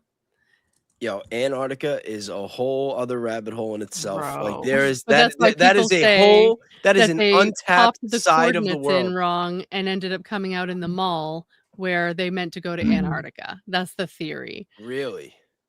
And that they put the coordinates in their teleportation devices wrong and ended up in the mall and we're like, oh shit, and we gotta get home.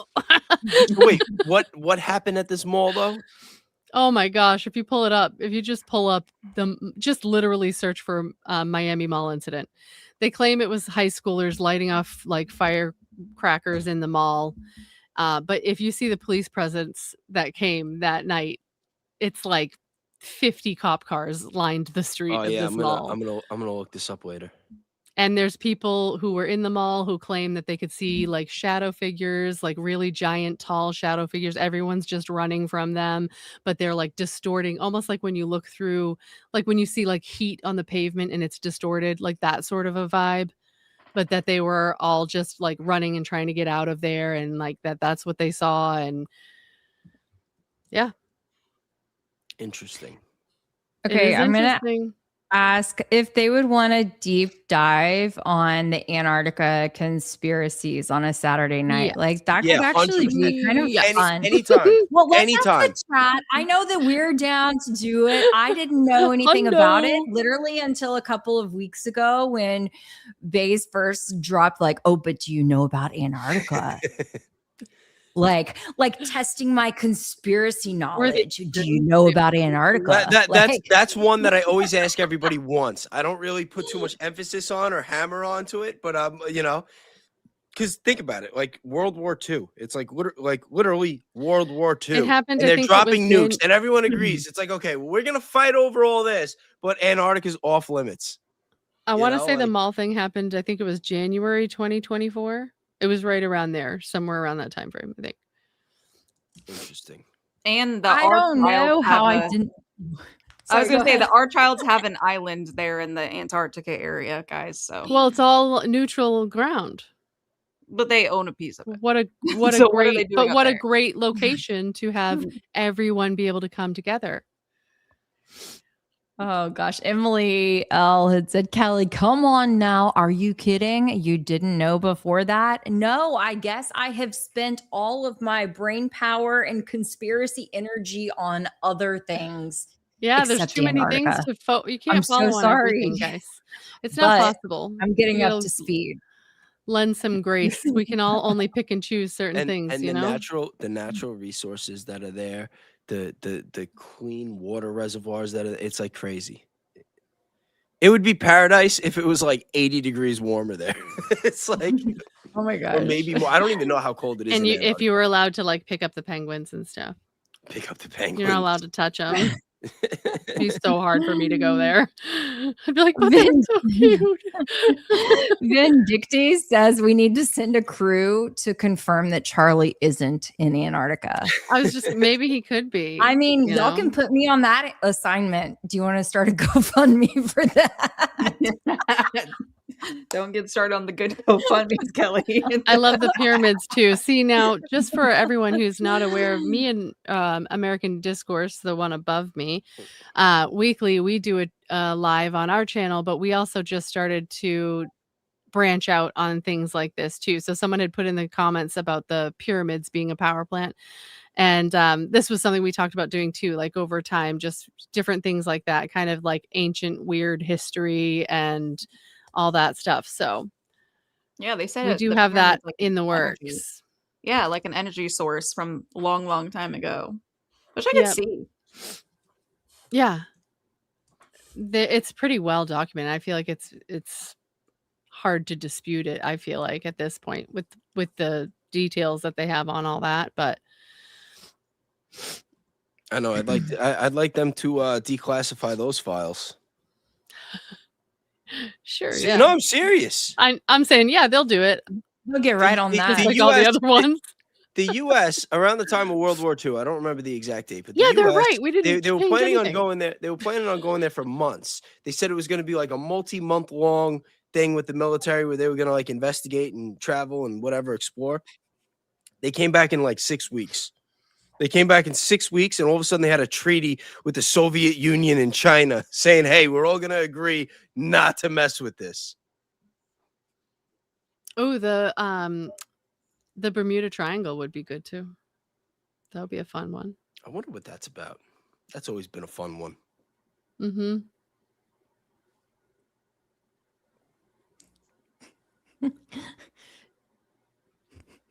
I did one on Bigfoot before. On Bigfoot, Yeah, how did that go? it's interesting. It's interesting. I mean, it's all, I don't know. I feel like, obviously, I personally feel like at this point, how would we not have video footage of these things if they're out there? But some people claim that they're just smarter and, whatever. But I'm not buying the Bigfoot one. I think that a couple thousand years ago maybe, but Yeah, someone said Grand I- Canyon. Why aren't we allowed there? That's yeah, a the good Grand one. Canyon is for sure interesting too. Yeah. there's a Yeah. lot of military shenanigans over there. Well, it Blake actually, knows if you a lot look at about the- Grand Canyon. I will say that. I think he's like, he has been there. I think he's hiked it. He's done a bunch of stuff in Grand Canyon. Well, and there's it's like certain not parts my of the vibe. fly zone. So if you go there, you can't fly over certain parts. And if you actually Yeah. look at the Grand Canyon from far away, you can almost see that it almost looks like a civilization that's been kind of rocked over. And it's kind of interesting if you look at it from Like different perspectives. Tartaria. Yeah, well, they were mud flooded, baby. They were taken out by a mud flood, apparently. A mud flood. That's a different rabbit hole. I just love the idea that like some of these places were done with chisel and hammer, just entire cathedrals out of one piece of stone. Totally legit. Yeah. Oh, this was a good one. David Moore, 7110, said, crazy how the Pope died 24 hours later after meeting Vance. Oh, did that happen? Yikes. Yeah. Everyone was talking about it after it happened. Interesting. Like, Vance just when yeah, did the Pope die? like everyone was like saying, shook his hand and like, yeah. It was like the Grim Reaper. Well, The you know, Grim Reaper. Did he fly the body on Air Force 2? I mean, and he Epstein didn't knew offer that to guy. do that as far as I know, but Yeah, that guy, the Pope was like well connected with that circle of Zios, like that past one. Like Epstein would go there and talk to him. That's well, weird. and then remember, President Trump said he thought he would make a great replacement Pope. He literally tweeted that. I mean, I didn't see that, but come on, man. I don't know about after his Robert Mueller Literally. comments. Bro, he already said he's not going to heaven. We heard that. How do you square these things? Yo, Trump is a wild individual. Someone He's a said Vance is wild, the Antichrist in the comments. That's an interesting take. Yeah, I've thought about that. I've heard people say it. Just the connection to Peter Thiel. Yeah, that's I've a never weird heard. one. Someone put in redheaded giants. Never heard of that one. Have you guys? No. Never heard that Not one. specifically. I mean, I've heard of plenty of giants. Someone Okay, said, who's come gonna on, we Google need it? to teach All right, you I'll about Bigfoot and Yeti being interdimensional beings. Native Americans know the truth. Interdimensional Oh, see? beings, Native Well, American we were just stuff. talking about the Miami Mall. That's interdimensional now. Like if that was what they think happened. It's possible. Oh, You never man. know. Okay, I see fact or fiction popping up. Here we go. Giants used to be pictured on old maps and where they lived. I 1000% believe in giants. Yeah, That I believe in. yeah. They were on old maps for the longest time. So was it actually Atlantis? They pretty much had it mapped out where they thought it was, and then they ended up taking it off the map. Have you ever heard the theory that they invented dinosaurs to cover up for finding the bones of giants? No, I've heard they've done it to cover up for dragons. To cover up for dragons. Because there were dragons. Yeah. Yeah, I don't know if they're. I could believe that. Yeah, but they might. I mean, think about it. Isn't a dragon like the only creature that's not like when they have like the Chinese calendar? It's like the year to this, the year to that, and they're all real except dragons. Exactly. Yeah. I don't know. Well, all ancient, the a lot of Nephilim, ancient civilizations talk about dragons, not dinosaurs. So yeah, the Nephilim is why I believe in giants. Yeah. And I think that also has to do with what they're trying to talk about, what they're going to try to sell us with aliens. I was going to say it also has to do with aliens. Yeah. Someone said the Nephilim and aliens are always. Do you see that comment? Drag on these nuts. I love this chat. That's what Trump said to Robert Mueller before he got off. No, I'm kidding. Agree with you, Jordan, on about Atlantis, by the way. I saw your chat. It's just going pretty fast.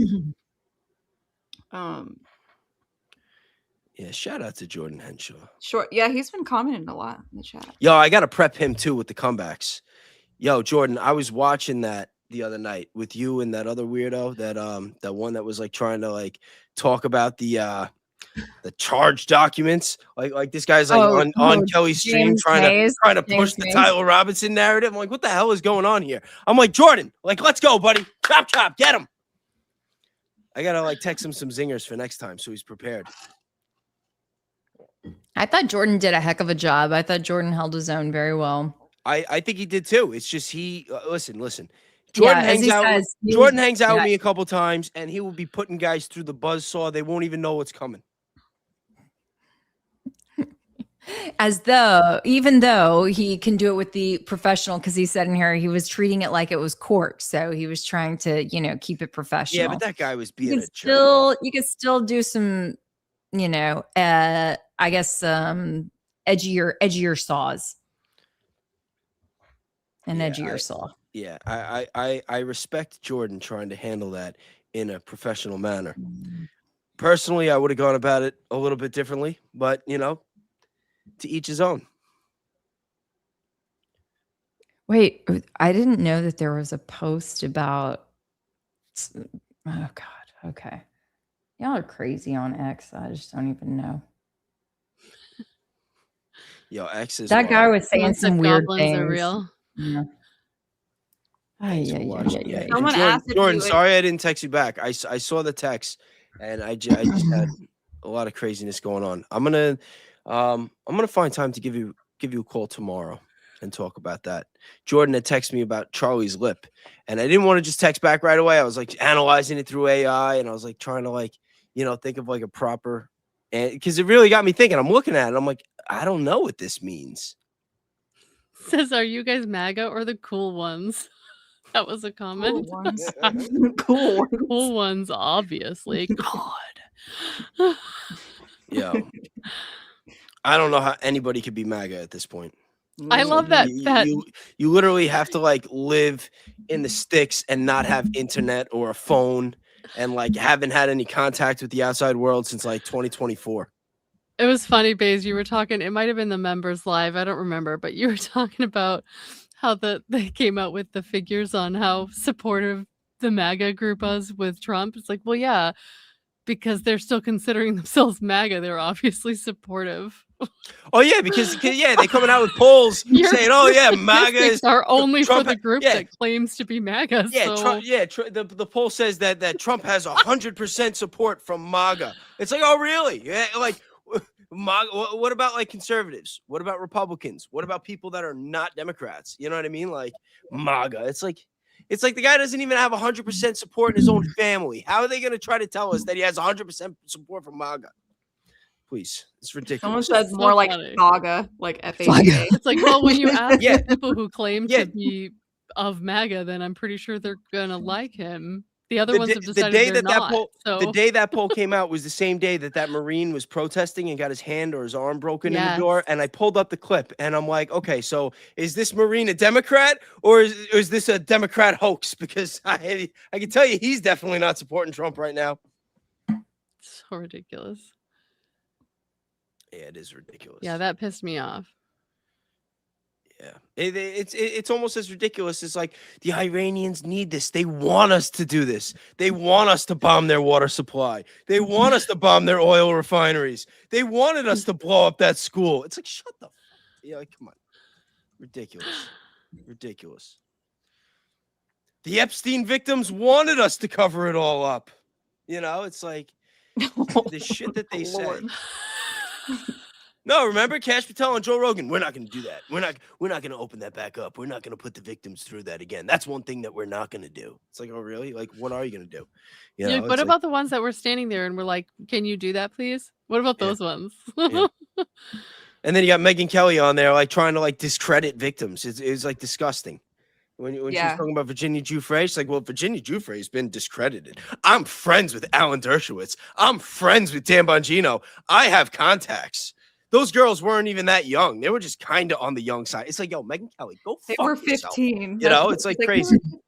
Yeah, that was bad. And then that's why, like, people think that I'm crazy and they get all mad at me when I say that. I think that people like Tucker Carlson and Candace, they're like, yeah, listen, like, don't, people tell you what they want you to hear, but look who you can keep comparing them with.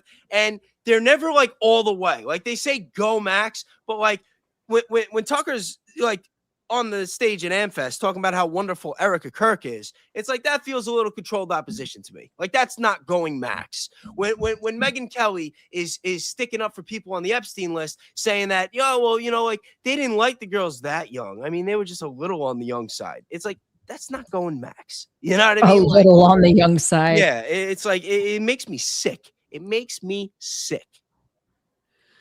I like this Tesla comment.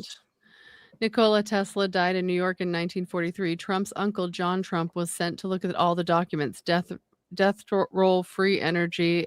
After analyzing all, nothing to see here.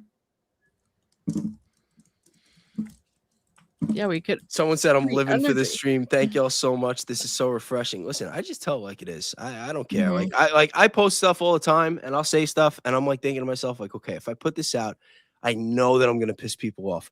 I know that I'm gonna lose subscribers, but I have to do what is right in my heart. You know, just like the other day when we had that stream last Saturday and Danks told that story about Baron and Candace cutting his internet. It's like, obviously it's a fairy tale. He's like making it up as it goes along, but it was so funny. We laughed so hard that like I had to put out a clip. And I had to have a thumbnail with Baron Coleman on the ladder, cutting Danks' internet, and Candace holding the ladder. It's like, I like, what am I going to do? Not do it? It's like, there's no way. There's no way. Shout out to Baron Coleman and Candace Owens, though. I'm still a big fan. Just saying. Even if Charlie. You just need to get a little jab in every now and then. No, it's not even a jab. It's just, It's poking fun.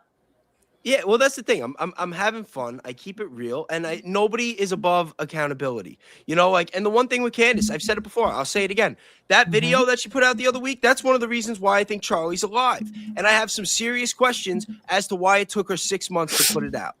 She had that video. It was September 18th when she said that she got that video, that Terrell Farnsworth, that she messaged him directly, and her words is he was afraid for his life. And that he wanted to talk to his lawyer. He wanted to talk to Erica. He wanted to give it to the feds. And Candace said, no. You give that to mama. And that she like convinced him to like go behind Turning Point USA's back. Or that was like how I took it. Maybe that was like a misinterpretation. But she said, no. Don't worry about the lawyers. Don't worry about Turning Point. Don't worry about Erica. Like, you just give that video to me. And don't worry, I won't show anybody. Like, how is nobody calling bullshit on that? How is nobody calling bullshit on that? I'm sorry. And then you watch it and there's like no blood. And it's like, you see the thing popping up in the back and it's like, well, you know, this video kind of makes it look like Charlie might have staged this. This is not evidence towards any of the conspiracies in which he died. That video should have came out 6 months ago. And Blake, if you want to come back on the show on Saturdays with me, you got to put your video out too. And Baron, you got to put out the video with the burn. No more gatekeeping. Okay, it's 2026. All right, because we're about to start really pushing that this whole Charlie might be alive and you guys are all withholding information and it's getting a little old. Okay, it's World War III. We got war with Iran. We got everything going on with the files. Like, if we're gonna do this case, like, let's really do the case and wrap it up and move on. That's all I'm saying. That's my take. I'm done. You guys make the comments.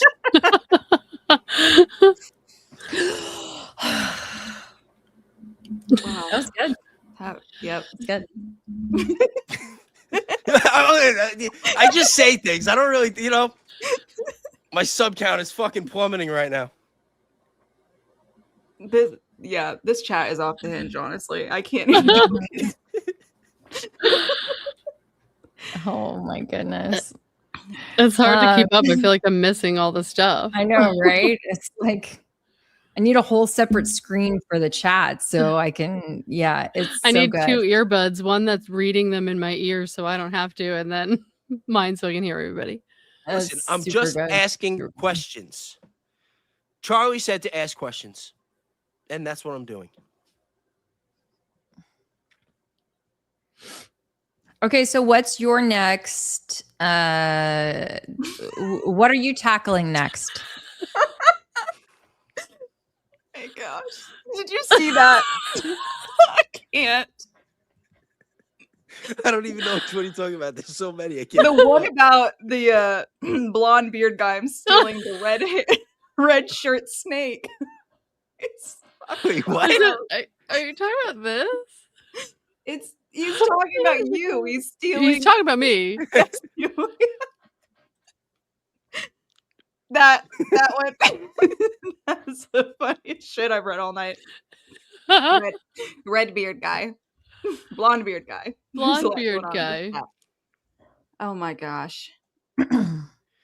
No, but you know what pisses me off the most about this is that when is this trial supposed to be? May? I think so. How long is this I trial feel like gonna they go? said that's like the earliest. Are we really gonna have to like keep like dealing with this bullshit all through the summer? like that, and that's what makes me think that it's a psyop. It's like the big distraction. It I'm does telling feel you, that way. this whole Charlie Kirk investigation has turned into Days of Our Lives. No, it is. Oh gosh, House of Cards meets. Oh gosh, was the Pretty Little Liars. Pretty Little Liars.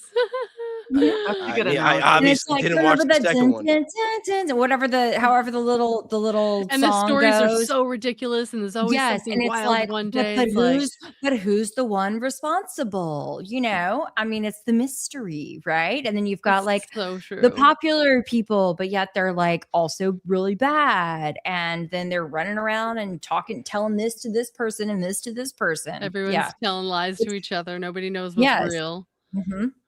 Yeah, and then in the House of Cards aspect, of course, with all of the politics, and I mean, which House of Cards does feel pretty based. You know, I'm pretty sure they're like spot on. They're not their fiction level is not too far off of fact. So yeah, I say it's House of Cards meets Pretty Little Liars. It's a great comparison. I agree. And there's like a leaker in the house still, like at TPUSA, and everyone wants to deny it's Andrew Colvett, and like who knows if it is or not. And he's, I don't know. I keep thinking he's he's A. He literally is A. I think Oh so. my gosh. He's A. Andrew Colvett. Shout out to a friend of the show. A friend of the channel. A friend of the channel. Oh my god. Wait, who are we missing? You all are missing. Say that again. I didn't Blake see. Lively. SL. Who's SL? I don't know. Bro. I'm shot. SL. I'm sorry. I'm scrolling through old tech. Old. Do you see that one, Kelly? I can't. I'm not gonna read that one. This chat is too much. Yo, you know what's crazy? I saw something else on X today that there was an like I don't know if it was real or not. Maybe you girls can confirm, but there was some Turning Point USA after party, allegedly, where they had a woman. They had a woman in like a bathing suit or a bikini or whatever, and that she was dancing in a giant like wine glass or something, wearing an American flag as a cape. And she's like half naked. Yeah, it looked like stripperish. Yeah, it looked like you know, yeah, she kept the top on, but you know what I mean? And it's it was seductive. Yeah. They said James O'Keefe hosted that. I don't know if that's true or not, but that seems also really weird. It is. I wasn't going to drop his name like that, but I know. That's what I read. Well, I mean, you should if that's accurate, you know. Yeah. And here's the thing, though, is that even if it was hosted by him, it's still, if it's an after party and it's intended for all of the TPUSA faith people or whoever to come there, you know, after, it just means that it's like hosted by, sponsored by, whatever, but it's still like intended for them. Well, yeah, but it can't really be intended for them, because didn't somebody else bring up the data from the Grinder app that like it goes through the roof in the towns that follow where they had the turning point whenever events? there's conventions? Yeah, they say they shut it down basically. Well, and someone said they saw Charlie Kirk at the dollar store today. Hold on a second. I don't know if y'all have enough gay friends, but I sure do. Okay. And for like one of my gay friends' one of my besties' birthdays a couple of weeks ago, we went to a burlesque brunch. Okay. So they love to see the girls in, you know, like, yeah, doing their thing. Okay. So don't get it twisted. It is not just the gays like to see the girls. They just have different preferences at the end of the night. Listen, that's all. How the fuck would I know? You know, like, I'm just informing. I'm informing the chat. Okay. she's clearing the record here, guys. I have worked with someone in my life who was a furry. I can tell you a little bit about that. I'm here to just educate. Okay. I'm here to educate. Do you guys remember the guy who came out that was like leaking and said that they Jordan, hold on. Wait, what? Before I miss it. You are correct. You made Jordan say a bad word. Oh man. Yeah, Well, but he stuck it together without a space between the two, so it's kind of not really. Jordan, I'm telling you, keep watching my show and you will be ripping these guys in no time. Well, remember the leaker that came out that said that they would take them to, like, in a van to these parties and then say, like, how good are you with these foreign agents? But, like, they would try and get them to drink a lot. Did you guys see that one? Like, No. they had these after Yeah. parties and stuff, apparently, allegedly, at TPUSA to maybe compromise the people that worked there. So this doesn't seem like that far off from that situation. Absolutely. Well, the compromising always Absolutely. happens. Any time where there's going to be people that have any type of power that could be resourceful in any way, and you have anybody involved with intelligence, there's going to be people trying to get dirt on each other and trying to get their little files and compromise people and whatnot. Like unfortunately, that's the world that we live in today. Oh yeah, 100%. Yeah, someone said every corporation has this at the top. Absolutely, 100%. Yeah, and Crystal, I don't know that this event was in particular for children. I think it was an after party. And so, I mean, it was pretty late at night. I don't know exactly what time it started, but I just know that the context of it was that it was an after party. So I'm not sure how, child. Keli, you want to friendly answer this one? What does furry mean in that context? Okay, so well, they among some things that I guess they like to do included dressing up in animal costumes for sexual reasons. Yeah. I used to work with someone too that was a furry. And yeah, they spend thousands of dollars on these costumes. Think of Comic-Con They're but for elaborate. furries. Yeah. Really? Yeah. And Yeah, yes, thousands that of was- dollars on these. It's a we're big talking deal. We're talking like dead mouse Elaborate. type, like whole Yes. ass, like Thank you. Thank you. And they do, and they it's- go there, and then they like dry hump each other, and then do a bunch of crazy shit in hotel rooms. So Yes. And it's not just like, okay, so we saw that one picture of Lance with poor like dry a cleaners. with like a little Poor dry cleaners. hoodie or something. Yeah. Hold up. Mama Jama for the win. Oh, that's a good one. Okay. So we saw that one picture of Lance that had like some little sort of like a hoodie on.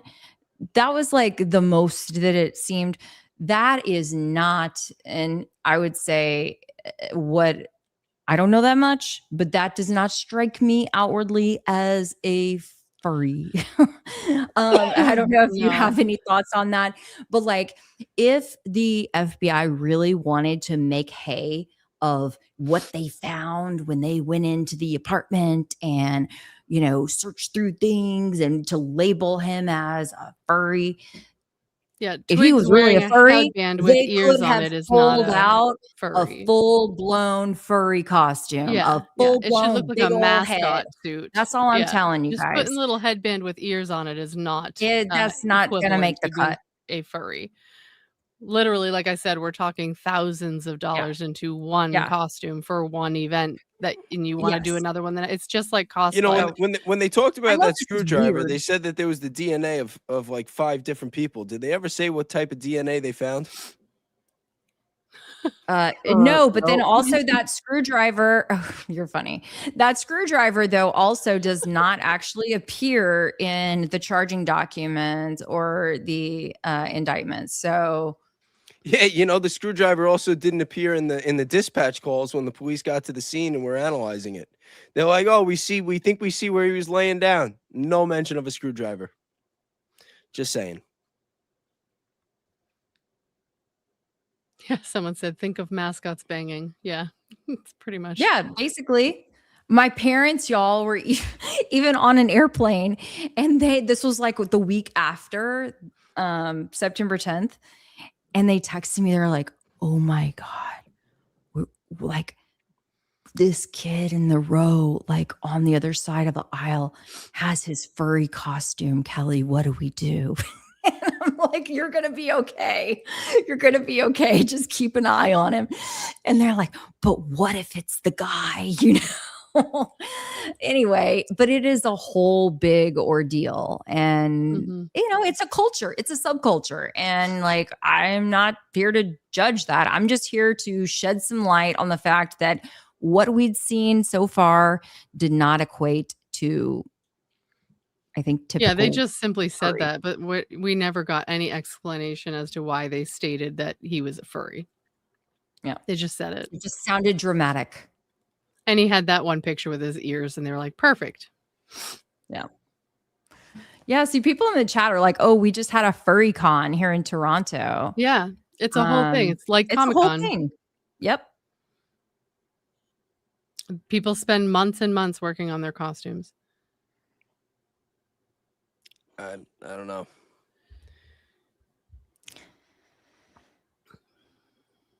I think it's funny the Charlie Kirk case just brought us to furries. I mean, that's quite the.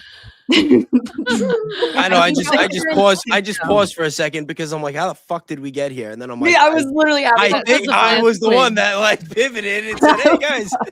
I literally lost my train of thought. I was like, wait. I brought up the alleged stripper in the wine glass, and then I had to point out Grindr, and then it was all fucking downhill from here. It was. I had no idea that Keli Rabon was the voice for the furries.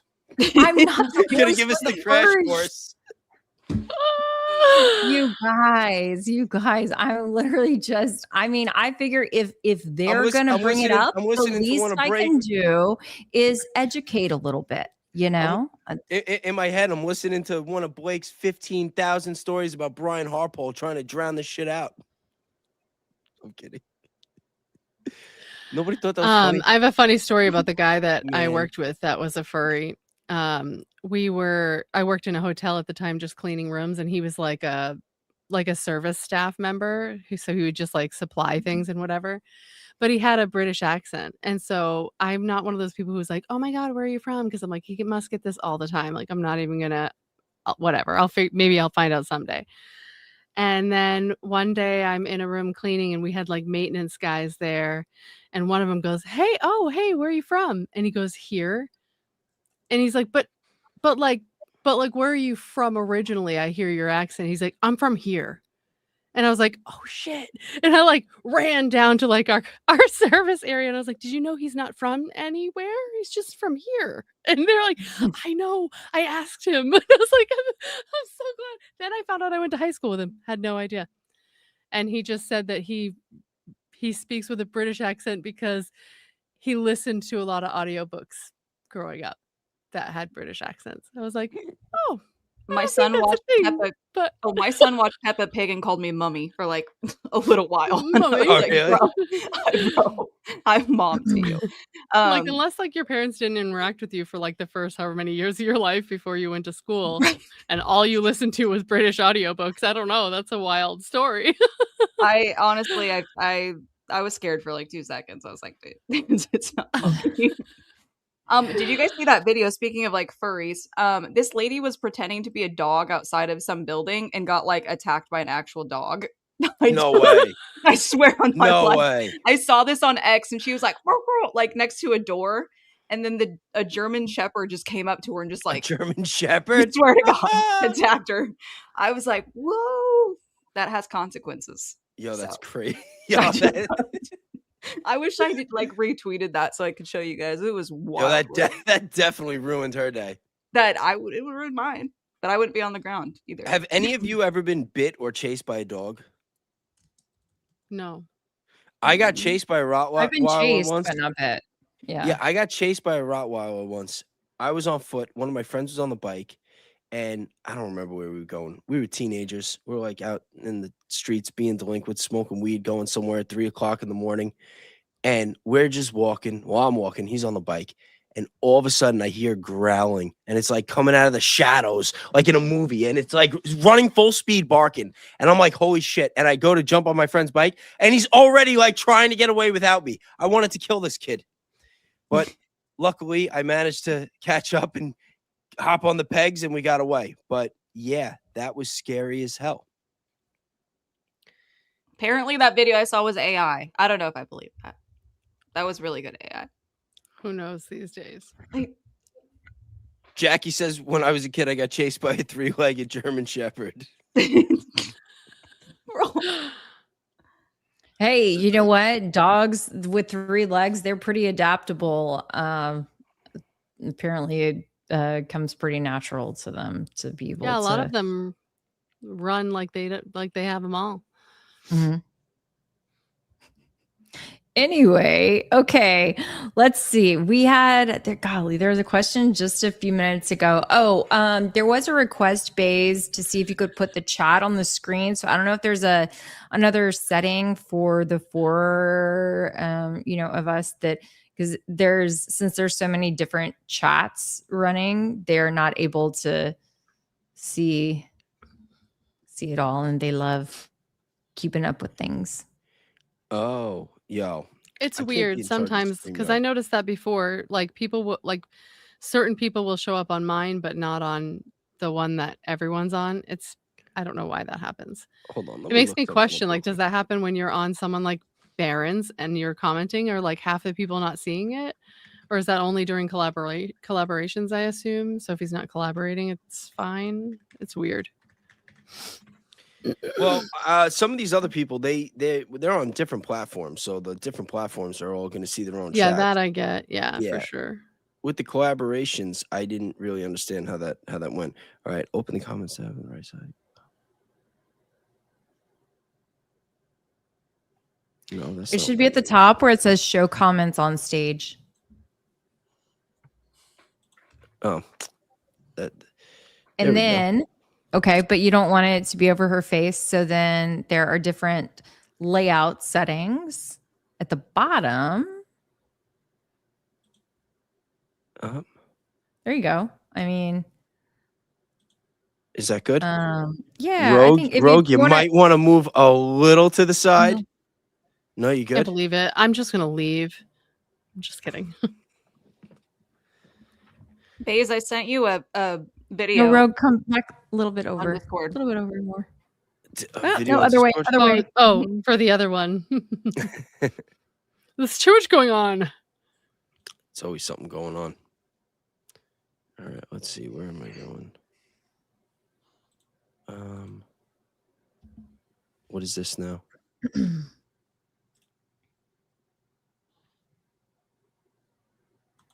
Oh, wait, hold on. I see Pom Pom Mom is saying, y'all, someone confirm this. I don't want to hop out the stream. So I don't know what they're asking us to confirm. Confirm what? I don't know. You guys tell us. Sorry, I'm trying to scroll back up or down. Or put a new comment in on what you're referring to.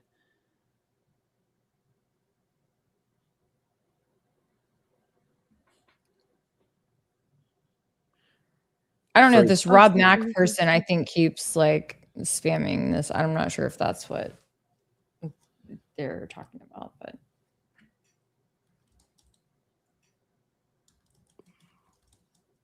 A helicopter crash? I don't know. Look it up right now. Let's see.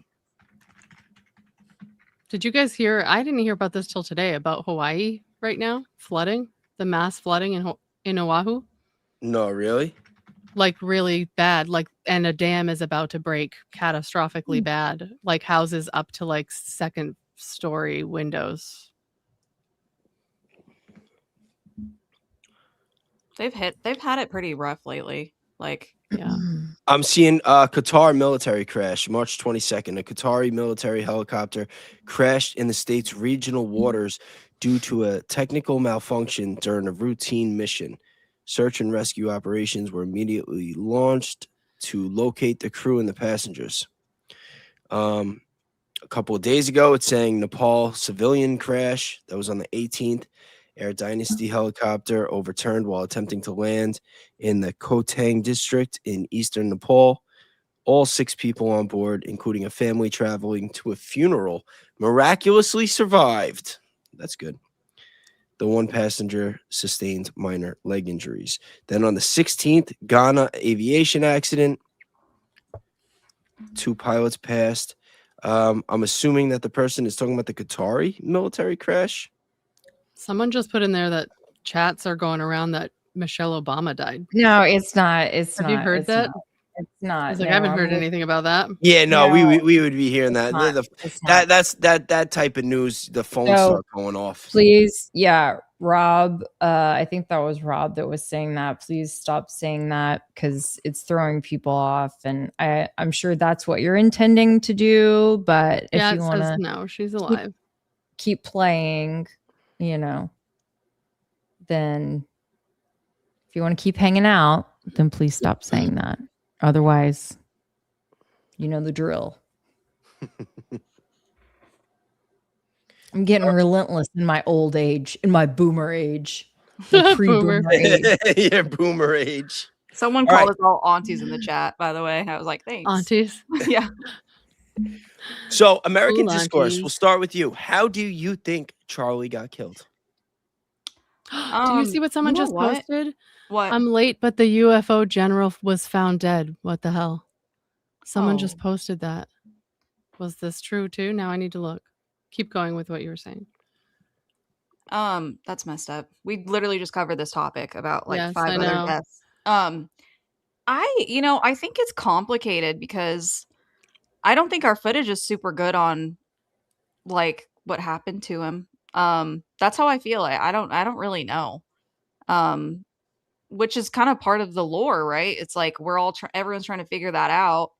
I think what's interesting is they talk about his neck being, taken out basically.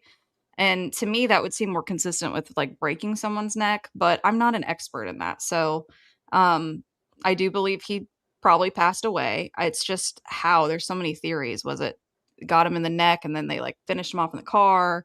It's like so many different things, right? So I don't know. I'm open to that. I feel like there hasn't actually been an answer that I was into. Like none of the problem is the whole case is absurd, so none of them make a ton of sense to me. So I'm not seeing anything that says that, by the way. So it just still says missing everywhere.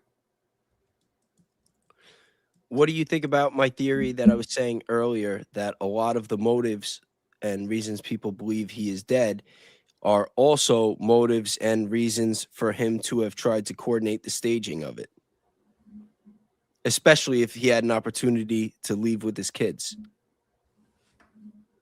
I think that would be a good enough motive for him to want to leave with his kids. I just think it would be contingent on the people doing the right thing for him, and I just can't see that happening. I think that's why I have a hard time with it, because they just have so many cases of these government operations or foreign government operations where they do take people out. So I think I just have a hard time buying that he was an exception. That's kind of where I sit with it. But there's always cause and effect. Like if they were going to take him out, he is a very, very known person. He has a family. He has friends. He has a lot of people that I believe would want to speak up and ask questions and demand the investigation.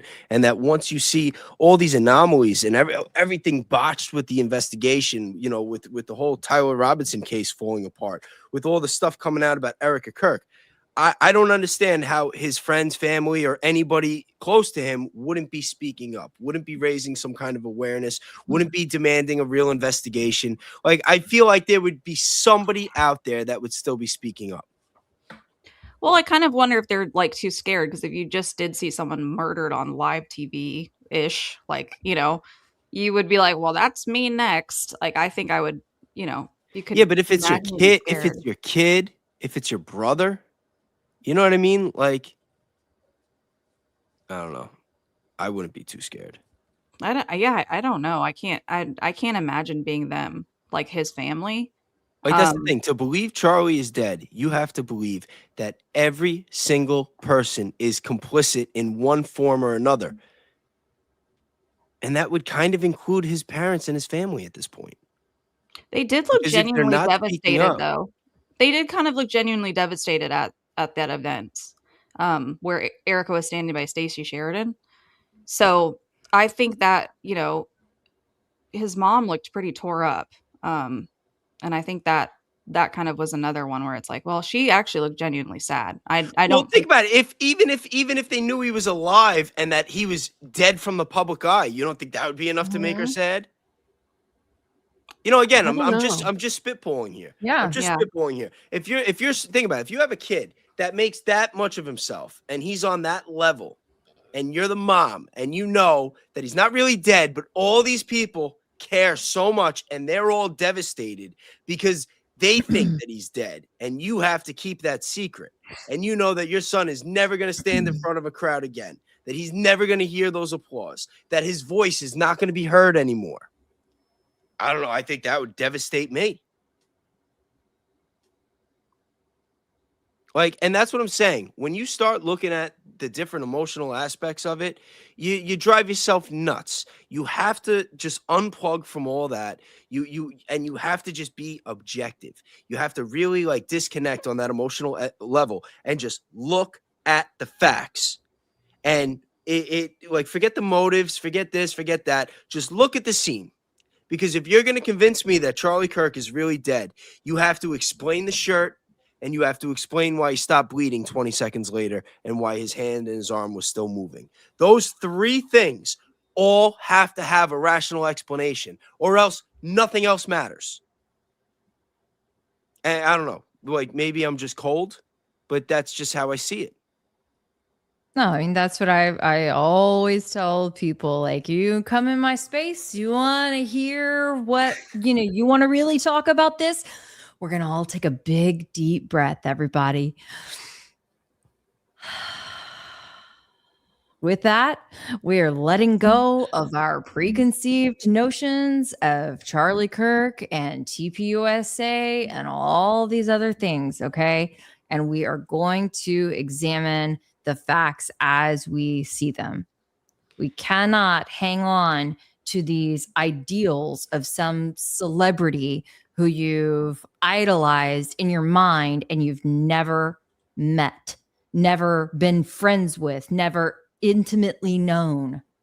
And even if you did, even if he was your neighbor, you still don't really know what's going on in someone's home, in someone's life. No, it's true, 100%. And also, you can never underestimate what a parent is willing to do for their kids, especially a mother. Unless you're talking about Erica Kirk, then you can underestimate a lot. But all jokes aside, the whole That's pattern recognition, though. that is pattern recognition. I mean, I felt it. I felt it right away because I see the crazy, but I would love to interview that nanny. Oof. Yeah, right. I know. I've thought about that too. Whoever the nanny is, I want a one-on-one, ma'am. Oh, here we go.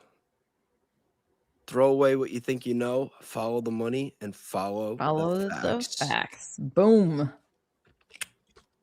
No, but that shirt thing really, like, and you get people talking about like sonic booms, and it's like, listen, get out of here. The bullet hit him in the neck. You're not going to have the shirt popping in two different directions from that. You're just not. But I don't know. It's easy to see why people get stuck on certain parts of this case, though. I was trying to type back to this person, but I don't even know how to say or pronounce this name. Faye 9843. Anyway, sorry, that's too many letters, that don't make sense to me. But just as soon as I see Paramount Tactical Gary and you're comparing me to that. What? I missed that chat. Yeah, it was 1 minute ago, 11:54 my time, but yeah, like it was like a minute ago. Basically saying that I'm naive, what I consider facts. Others like Gary considered delusions. It's all relative. I'm gonna have to disagree with you on that. But you know, I mean, everybody's entitled to their opinion, and I, unlike Gary, don't go around calling people ugly names. Go look at my Twitter feed versus go look at, you know, Paramount Tactical's Twitter feed. Go watch one of his where he's obsessed with every single day going after Candace. I mean, Candace is not my chief investigative officer. I say that all the time. I do my own thing. I do my own research. You know, all day, all night, in person. Y'all don't even know, like, the sources that I'm calling, the places that I'm driving, the things that I'm doing in the background. So, you know, but it makes sense to me, but I don't need to force it on anyone. And the way that Gary comes across, like it or not, is very forceful, in my opinion.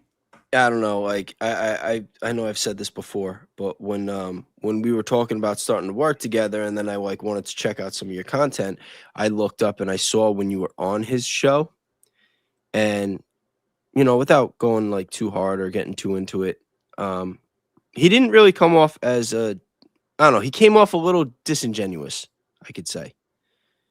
Like it seemed like he had you on there for some gotcha moments. Mm-hmm. And not to like have an honest conversation. Yeah. And look, I appreciate every opportunity that I have. I learn from things, and I certainly learned from that one. And that opportunity was presented to me as one thing. It was executed as something different. I made the best of it as I could in a 2.5 hour live stream where I had to just keep on going. So, you know, it's fine. It's fine. But I know that at the end of the day, like, I'm leading with my heart and my head. And that's all I can do. I don't know. Like if you go down the list of different influencers and people with platforms that are supporting Turning Point USA, it's like, you know, like just, I think the list of names speaks for itself. You don't even you don't even got to say any insults, because the next name on the list is an insult.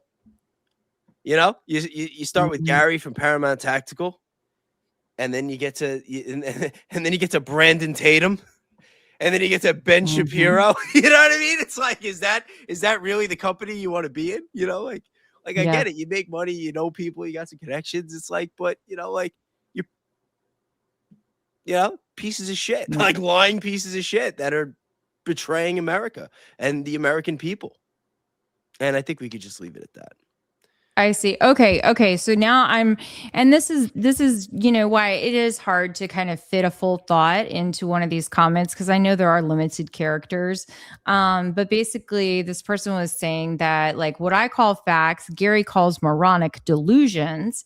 And what Gary give me an example. Hold on. What Gary calls facts, others like Valhalla call disinformation.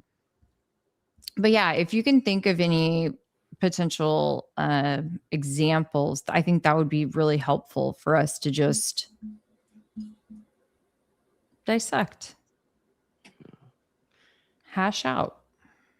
You know, but yeah, like I said, I don't want to like turn this into like a mudslinging thing. You know, like, and it's not. You got American Discourse and Rogue Dissident in here. They're not trying to get any smoke right now. They're like, damn, Bayes is like doing one of these rants us on the show. You know, get me off the stage. No, I'm kidding. But but yeah, like, I don't know. I mean, you watch my content, you know, I've been pretty vocal about this in the past. But I try to save those rants for when I'm by myself. I don't want to attach that to anybody else. You're fine. I think there are just so many questions, right? Because you asked me how I believe he was killed, and I can't really tell you. It's like we haven't got enough good information from who's supposed to supply it. So I think that's why all this stuff goes around. And then for someone to be like, but it definitely was the way the Fed said it. It's like, all right, I definitely don't trust you. Like whether it's your theory or my theory, and I don't even have a death theory, to be quite frankly. I don't think I've gotten enough good evidence on any side of the house on that to make a decision. I do think that you know, when people are like, I'm definitely sticking with what the Fed say, it's like, even someone who doesn't really know that much about, you know, guns and stuff is like, I think his neck would have been probably destroyed after watching all the videos and tests that everyone else has done. So Yeah, for me, it's like that's kind of like the litmus test. I don't care if you think Charlie's dead. I don't care if you think he's alive. I don't care if you liked Charlie when he was alive. I don't care if you didn't like Charlie when he was alive, or when he was on the board. Personally, I wasn't a fan. Like I've said that openly. Like it's not that I thought ill of him. I just didn't really have an opinion. I would see the things on TikTok. That was like the most that I really saw of him. I found him to be divisive. But again, like you're talking about hot takes on a clip on social media. You don't really have context, and that's why I didn't really have a strong opinion, because to me it came off like a shtick. It's like, oh well, he's one of these guys, driving the wedge, doing like the left versus right bullshit. It's like, like what is a woman, and like some of the racial stuff, and it's like, all right, if that's his thing, that's his thing. Like I'm not hating, but I'm not really into it. But my point is, whatever your views on Charlie or whether he's dead or alive is fine. We're all entitled to our opinions. But when you have a platform and you're sitting there trying to push this Tyler Robinson narrative, it's like, no, it's like you're a Fed. Like you're a Fed, you're working for the Feds, you're a shill, somebody's paying you, you're doing someone a favor, or you did something really bad that somebody has evidence and dirt on you, and like you have to do this, but you're not saying this because you're a smart individual and you have credibility. right. Like nobody with any common sense and any real, like no credible source of information with brains in their head is going to get in front of a camera and say that Tyler Robinson killed Charlie Kirk, except for Nick Fuentes, who I really like the look on his face when he said it to Steven Crowder. Like that to me was a signal. Like, I don't think Fuentes thinks he's dead either. I don't think he's going to say it, but I think that's why. I think that like when Ian Carroll was like trying to, I said this last week, I think that when Ian Carroll was trying to nudge Fuentes towards getting on board with what was being said. And then Fuentes is on Crowder and he's like, I think Tyler Robinson killed Charlie Kirk. I think that was his way of saying, I'm not joining the circus. Like, you guys have fun. I know what it is. I don't want no part of it. I could be wrong, but I don't believe that Fuentes said that because he thinks that Tyler Robinson killed Charlie Kirk. That would be a decent take, because then he can just kind of get out of the topic, right? I don't think in the chat. I'm sorry, go. No, you're fine. Hey, Danks, what's up? Yeah, No, I agree. sorry. I think that is pretty close to accurate, because he weighs on a bunch of stuff, but like this is a messy topic, really, and who it implicates, depending on which theory you believe.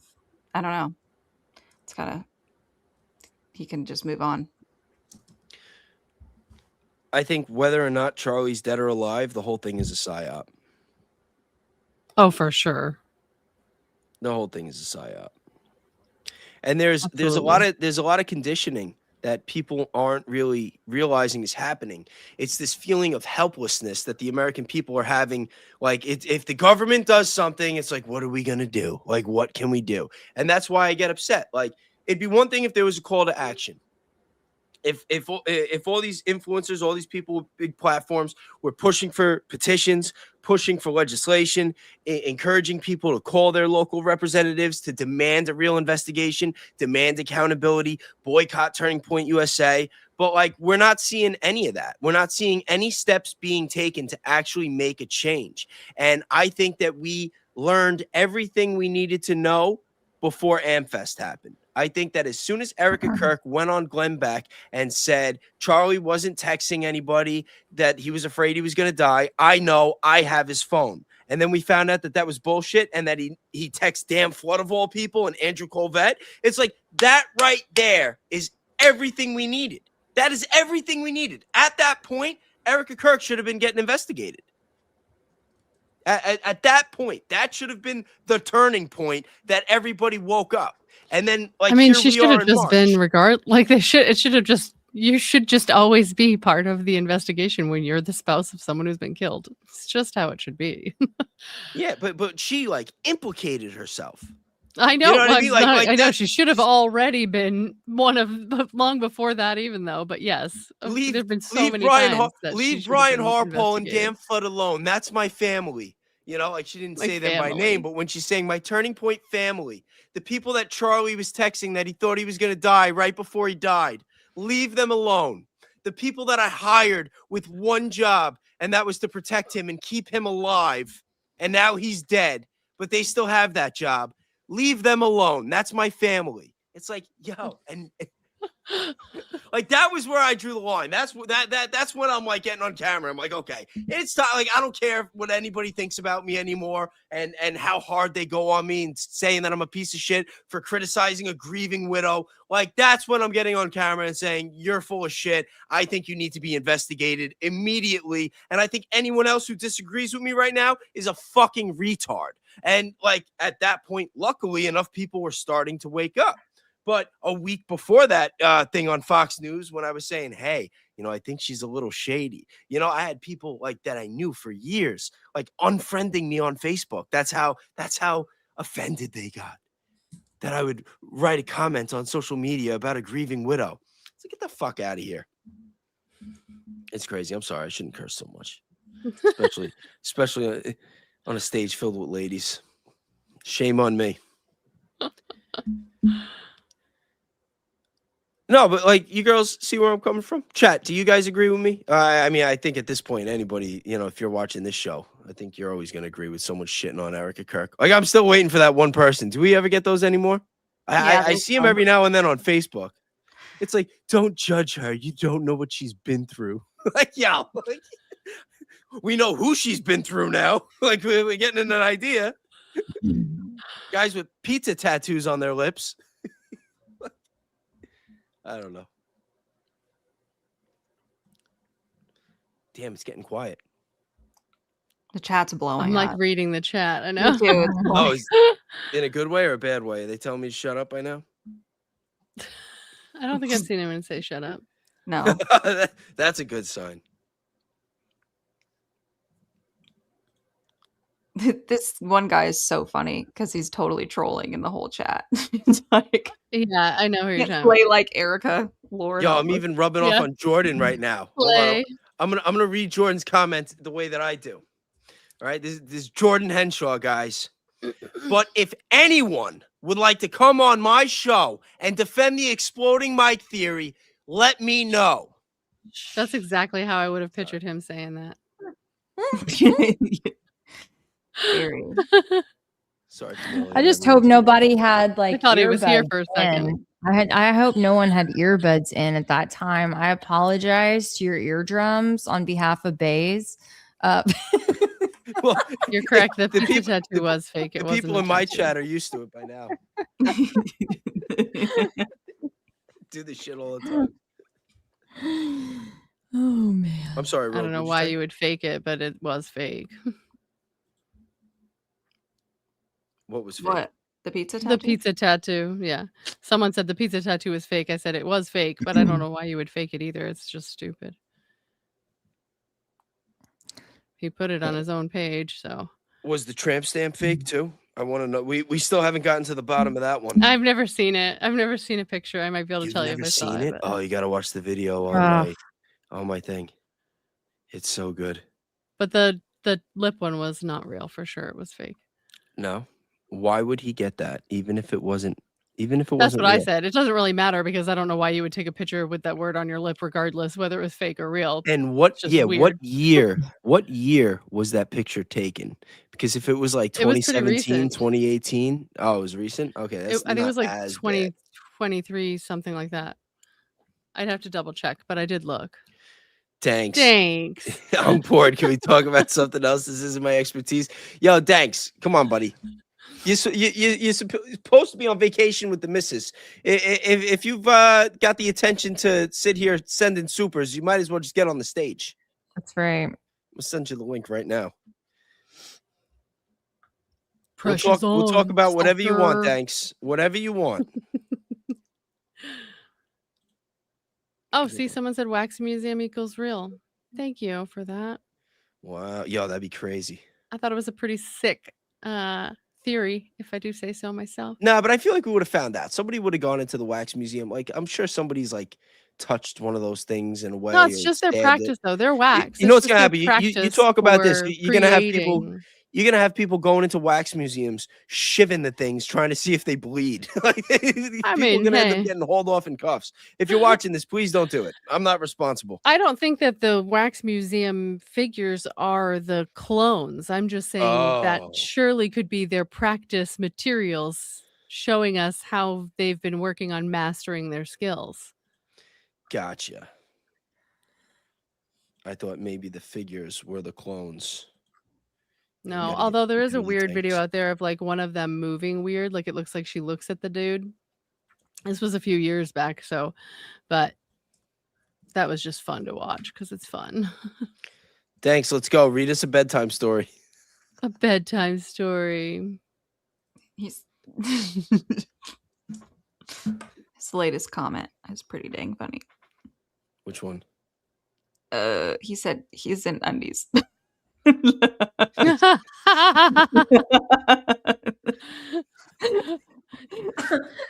But the Bam question is Bam? there actually is there wall decor and Right. what's the ambiance around you this time? That's what the chat wants to know. The ambiance. Yo. Because the last time the chat had lots of thoughts on the I was overall dying at that ambiance. one person who They was were like, I would signing never you up take a picture of for myself and put it extreme on social media makeover. like that. Yo, I really thought Danks was coming tonight. He told me he wasn't, and I'm like, yeah, we'll see. Daddy Yeah, we'll Danks see. tonight. Oh my god. Yo, that's I don't know where he comes up with some of this stuff from. He was so funny. Yo, I don't know when the last time that I would watch the same video 3 times in a row and still laugh every time. And it happened with 2 different videos this week. 2 different videos. One was Tanks when we were talking about his Wi-Fi getting cut or his internet getting cut. And the other one was shout out to Ryan Mata. I saw it on his X. Was Andrew Tate flying to Hong Kong to put a Chinese curse on Ben Shapiro. Yes, that's right. I watched that. Yeah. I love Ryan. Yeah, I watched that. It was so funny. it was so funny. It was so funny. And it was Like, as if like he nobody knew what they were doing there until they got there, and he was like, "What do you think we're doing here?" Obviously. yeah. And then the first time I saw it, I like screen recorded it right away and posted it, and I didn't even watch the full thing. And then later on, I'm watching it again on X, and I see that there's like a whole other half. Like I had cut it off right when Andrew started smiling, but then after that, he sits down and he's got like he's writing Ben Shapiro's name on the table, whatever. Yes. And then this little Chinese woman like beating it with the club, and he's like, "Yeah, hit him, hit him, hit him." Yo. So absurd. Oh man. Yeah, I watched that too. It was funny.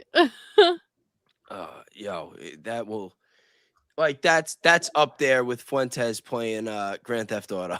That was Oh, the best, God. dude. I love that clip so much. It's so funny. I He was like, I thought- just want to debate. Yeah, he caught so much heat, but when you watch the full video, like he just And then chased she's him. like, I have to avenge Ben Shapiro's death. So good, dude. I laughed so hard silly. at that. So silly. So funny. I just want to debate. And he's like chasing after him. Yeah, you can't make this stuff up. Like this is So like good. this is what goes on. This is what goes on. Yo, Danks is not coming on. He meant business, I guess. He's, Maybe we have he's not talking cooties. in the chat anymore either, though. He went to night night. He went tonight. He went night. Yeah. he's It's probably. like snuggy like a buggy and a ruggy. Yeah. I'm picturing Danks. David. I'm picturing Danks in the hotel with his wife, and he's like trying to lock himself in the bathroom to stream with us, and he got caught. That's funny. He's like beating on the door. He's like, "Hold on, I'll be out in a minute. I'm watching on YouTube." Uh, Oh man, I love that guy. That's my boy. He's so funny. He is. He's It the was best. funny when he was reacting to his own video and he's like, I didn't know how much I was posted up I was lounging back. I laughed so hard at that. It's so true. Did you see the person who was like, I wouldn't let anybody post a picture of myself like that on social media, let alone a video for the world to see. I was like, oh, you guys. He's relaxing. He's not He's commenting just anymore. surviving, okay? He's surviving. He stopped commenting. I hope his wife didn't take his phone away. Just threw it off a hotel balcony. Oh my god, I cracked myself up. So funny. You curse my villains, yeah. Pom Pom knows what's up. You cursed my villains. The Chinese curse video is too golden. Yes, it was. Yes, it was. So funny. Oh man. Oh, private chat.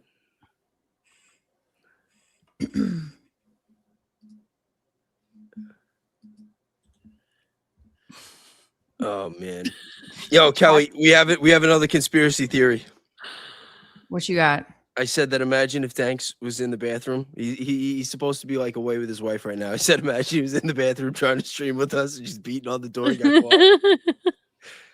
And he stopped commenting because she took his phone away. I'm just trolling because if he's listening, he's gonna come up. He's gonna be like, all right, enough is enough. Man, I wish he was here. He was ready to do a 180. He sees us making all this content about Charlie being alive. He's like, yeah, but you know, what if he is dead? I'm like, yeah. That's too funny. Oh my god.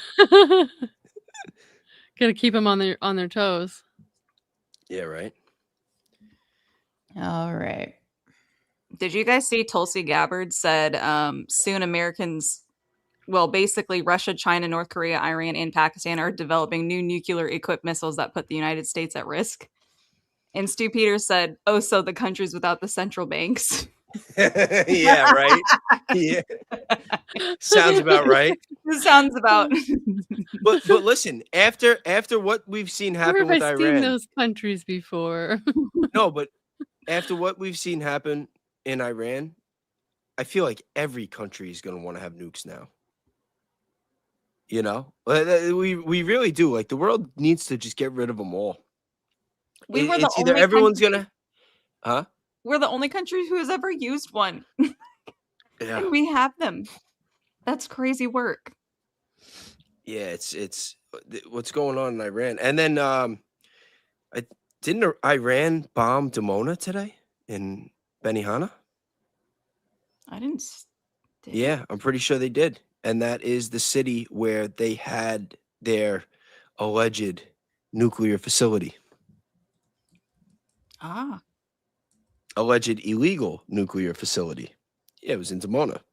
And Dimona got hit. And now, from what I read, is that Benihana is calling for an emergency meeting with the UN because they want to bitch and whine and complain about getting bombed. And they're trying to say that like it's like a war crime. They're targeting civilians. It's like, you sure they're not targeting your illegal nuclear site? I think. Did you guys see the Discord? Yes, I did. I'm like, I think he's still in the chat. Well, he's not in the bathroom. No. Let's. So funny, dude. I love you, buddy. Have fun. Oh, that's great. Yo, his wife is so nice. She let him have his phone back to send us that picture. You better treat her right, buddy. Oh, that's so funny. Yo, his wife should take his phone away, though. Yo, I'm just telling you right now, if I went away with my wife and I said, don't worry, babe, tonight is the night. Like, we're going to hang out. You got my full undivided attention. Don't worry. And then all of a sudden, I'm sending supers on the stream commenting on my phone. She would throw my phone out the window. 1,000%. 1,000%. You know, you gotta got to put family time first every now and then. Someone said, "Did you see the latest JP Sears?" I haven't. If there's one very recent, curious now. I like He's JP. good. Yeah, he's good.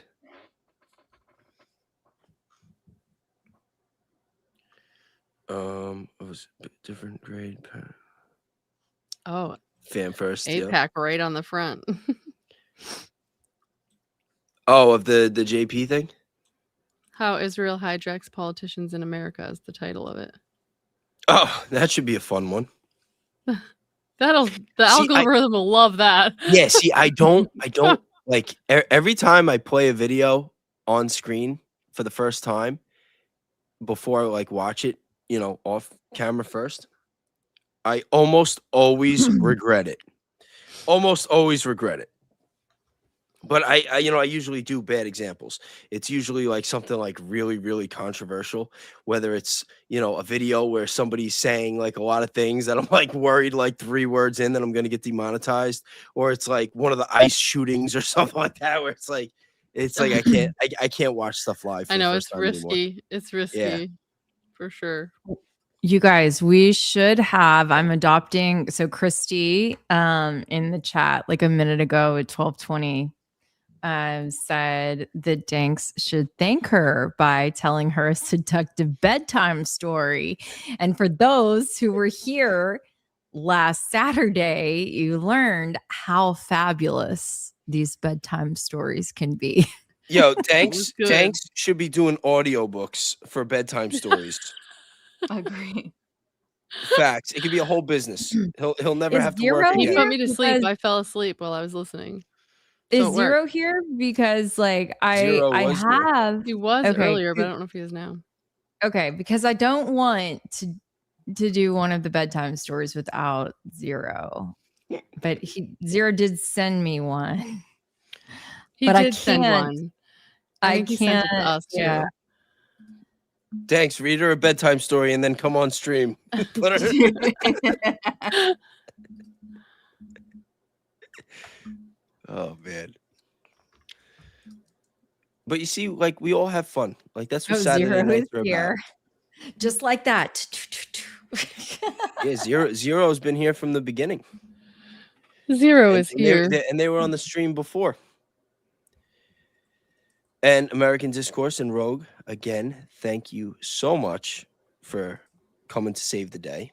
Of course. Happy to Very, be here. very appreciated. Mhm. I definitely owe you one. So Yeah, thank y'all so much No, for we're happy to be here. course. Yeah. And- thank y'all so much for saving Bayes. You know, who knows what ledge he would The have walls walked didn't off. crumble, guys. yeah, I don't know. It could have gone different. Okay. There we go. I see Zero saying, okay. My version has been edited and American Discourse has the latest version. Well, what you doing sending our bedtime story around, Zero? Yeah. No, I'm just teasing. Okay. It's a long one. I don't know It if you looked could- really long. it I was was like, we long. may have to take could this be could this have to stretch out over streams? She's Are we very gonna long. take turns reading? Because it looked very Yeah, long. it was like a chapter book. Okay, could we condense it to half of that size, maybe? Zero. Can you hear us in the chat? Any way to condense to half. Mm-hmm. Hold This on, guys. Barack guy is crazy. I will be right back. Okay. Okay. Every Mason is 30 degrees. They're going off on the Masons in this chat. I don't know where we went, but they're like 33rd degree Masons. It takes 13 minutes to read. That's what Zero said. Oh my goodness. It's a pretty long time. 13 minutes. Woo. Man, y'all act like y'all are my 7-year-old. It takes at least that long to get him to fall asleep, and that's because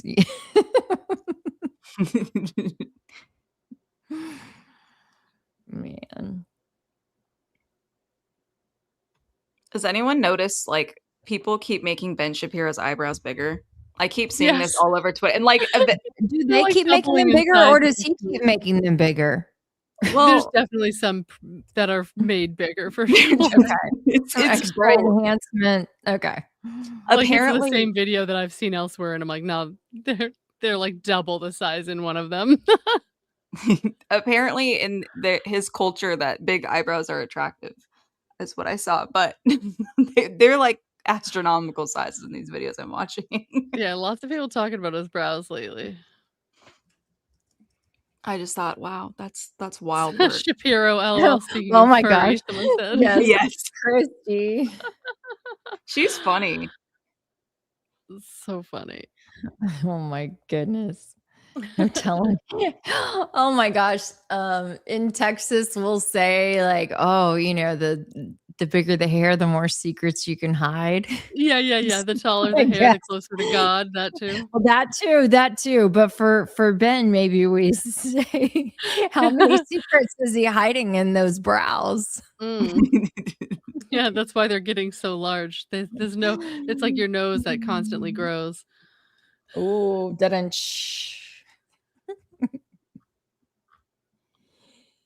Oh my goodness. Apparently, Netanyahu canceled his appearance at CPAC. Ah, dude. So I'm messed just up. saying, what's going on with the dude? Boy, We're this far into the stream. I thought I could say his name finally. Yeah, right. Far enough in. Yeah, I just keep feeling like this is like Where's Waldo? I- with the world I think leader. I agree that he's either injured or not alive. And I feel like they can't come out and say it because of the current situation. So they have to just play it off. You know what I mean? Like, and pretend like he's just busy and stuff. But Yeah.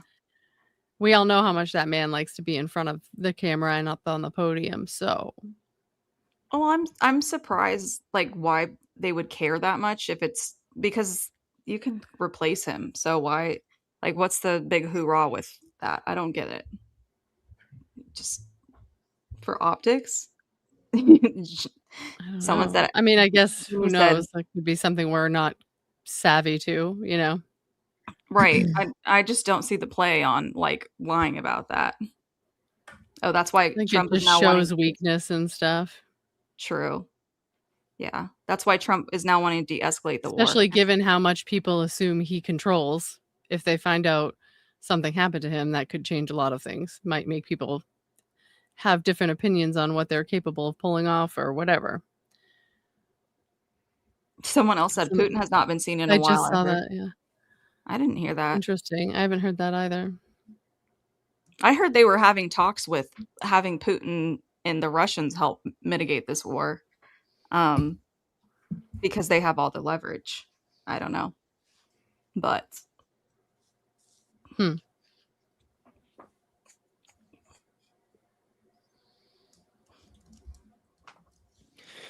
Yeah, I mean, I feel like there's got to be something like there's like a missing piece to this whole thing with the war with Iran that we don't know, that we're not seeing. Because I don't know how America could have fucked it up this badly unless it was on purpose. I'm under the impression it was on purpose. I don't think that like America's definitely not losing. And to be honest, like we're seeing a lot of stuff on X about Benihana taking hits, but they're coming out very, very strong in this. Like it may not seem that way now, but when you look at just how bad Iran is getting decimated with the structures getting hit, like yeah, Iran has the leverage because of the Strait of Hormuz and all the mountains and everything. Like yeah, maybe they're gonna screw up the economy. The regime's not gonna get changed without boots on the ground and years and trillions of dollars. But when you look at the power structure and like just the power levels of all the nations, like is Israel's really going down? Or is it just Iran and America? You know what I mean? Well, yeah, Israel's still bombing other countries and trying to expand their territory. Yo, imagine that would be the biggest fucking double cross plot twist of all time. If our greatest ally was actually really China's greatest ally, and that was how China wanted to take down America. Yeah, or they just want to work with them instead because they've drained all of our resources. So they'll go to Which their they've next. actually said. Yeah. Yep. I mean, they've talked about India or China. I don't know that, Russia wants them, but those are the two tops I heard. But this is going very, very poorly. And then when you look on the mainstream media, especially like Fox, and they're like, "Oh, MAGA, Trump has 100% approval rating with MAGA," and don't forget, Christianity is not rooted in Jesus; it's rooted in Judaism. It's like, yo, it's like, what kind of propaganda? Like, you know what I mean? Like, I don't know. The news should not be able to push propaganda the way that they are. And like, what happened to separation of church and state? Yeah, well, they've totally just tried to bamboozle people that haven't went to church in a while, I think. Or a real church, I guess, not a bought out church. I don't know. That's what's crazy to me is that people could believe that people would want that because that would be, in other people's opinions, the Antichrist. So I find that whole narrative wild that they would try and push that as the reason. It's like the reason is trying to mix up the global powers and the money structure, not some apocalypse. Okay, we had a request for the JP Sears thing. If you wanted to play it, I don't know if you wanted to play it or not. I see. I didn't want to play because I haven't watched it yet. I don't like playing. Oh, okay, got it. Because also, I wouldn't want to play the whole thing anyway. Because you don't want to play someone's whole. Like you want to get like the right clip. I don't know. If you girls want me to play it, I'll play it. No. It's all good. You just gotta show me how to pull it up. Yeah, I never use StreamYard. I literally. I'm the worst. Listen, I got OBS down pat though. Like I'm very good with OBS. But anytime I do collabos, it's like, yeah, let's go. Just send me a link. I never have to do any of this crap. Someone said in the chat that every country that isn't under a central bank is an enemy to Israel, and I just want to confirm you are correct. Yeah, 1000% correct. We know this, and not only are they an enemy, but at some point or another they get accused of being a terrorist. Oh yes, organization. Yeah, I'm trying to be careful with the words. Yes, agree. Yeah. And every now and then they have like magic fentanyl operations come out of nowhere, like Venezuela, a country that does not grow opium, does not sell opium, does not transport opium, yet is to blame for the opium, the fentanyl crisis. And we had to go in there and kidnap their president or dictator or whatever. Well, and they say they're taking over land in Argentina right now. Just Benihana's? Yeah. Did you hear IDF soldier got caught lighting fires allegedly? Yes. Because there's some loophole that they can claim the land after a fire. Yes. It sounds like Hawaii. So the world is getting fed up with this crap. And they're all calling it out now too, saying it right to anybody that'll listen, that they know what they're doing. I'm just saying, if there is aliens, I don't know why they would want to put up with that crap either. You know what I mean? They're just flying right by. 3i Atlas was supposed to stop, and it was like, hell no. Oh my God. No, but I don't know. I think everything's biblical to some extent.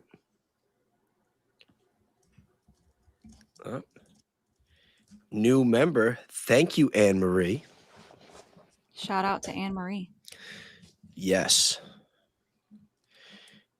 The Grand Canyon equals broken ice dam. That's an interesting one. I've never heard that. I like that. I want to look into that. I want to do something with Argentina. I would love to go to if I had the money and the time, I would go to Argentina for sure. Try to do some exploring. I want to see what's going on over there. I want to find that ice wall. I'll send you guys a signal when I get to the other side. Please do. I'll Oh my goodness. I'll tell Charlie. Kelly said hello. She believed in him the whole Please. time.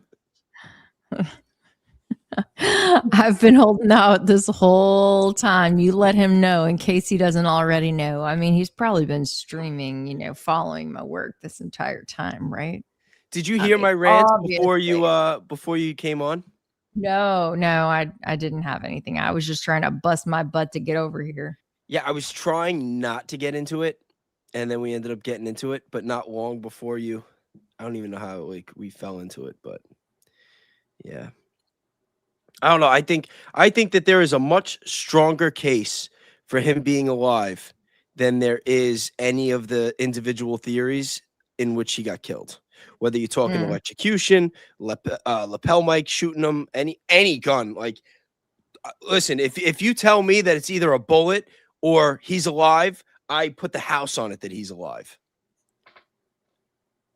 I put the house on it. Especially, I'm telling you Solid. that I don't understand for the life of me why everybody waited so long to put out the information. It's not just Candace too. Like other people have pictures and videos and whatnot. But like we're in March. And we got the first big reveal. And I don't know. Like I saw that, and like right away, I'm like, oh my God, I think that now I really think this guy's alive. But again, then when you start getting into the emotional aspects of it and you start looking into the motivations to kill him, it's like, well, you can't really argue those. But then it's like, yeah, if those motives are that obvious for us now, you have to assume that Charlie, being Charlie, had to know that people were motivated to take him out. And then that motivates him to get off the board. So it gets very messy. And someone said before, oh, you're talking in circles. And, No. it's true, though. Well, here's the thing is when people ask me like, oh, Kelly, what's your theory? And can you just like say your theory real quick? Like, it's not that easy. Like you really have to like sit down and go through it all because it's an entire conversation because it is, out there, or at least the way that I explain it. Maybe I need to figure out how to like give it an elevator pitch, but I don't think that that's really possible. That doesn't mean that it's overly complicated. It just means that in order for you to understand it, you have to take into consideration the before, the during, and the after, in my opinion. Well, Kelly, what would your 3 biggest points be? I mean, I think that he laid. I think he laid the Easter eggs. He and Erica, and Erica, and different other people too, laid the Easter eggs before September 10th. And I mean, I can go into all of those at a later date. Sorry, y'all. I'm running out of steam. I've been super sick this week. I'm like on antibiotics, and I got a steroid shot yesterday. I'm like, I'm hanging in there barely. But he he laid all of these little clues, okay? And Erica makes it a point to always say, we don't believe in coincidences. There's no such thing as coincidences. And so that means things are very intentional. And so when you look at all these things, the financial problems, the personal issues, there are so many question marks and mysteries surrounding this. Someone who seems to be one of the most successful young political figures of our time, right? That coupled with what we saw, the blood doesn't match up. It just does not seem like enough blood coming out of that wound. Certainly the actual narrative does not add up. A 30 out of 6.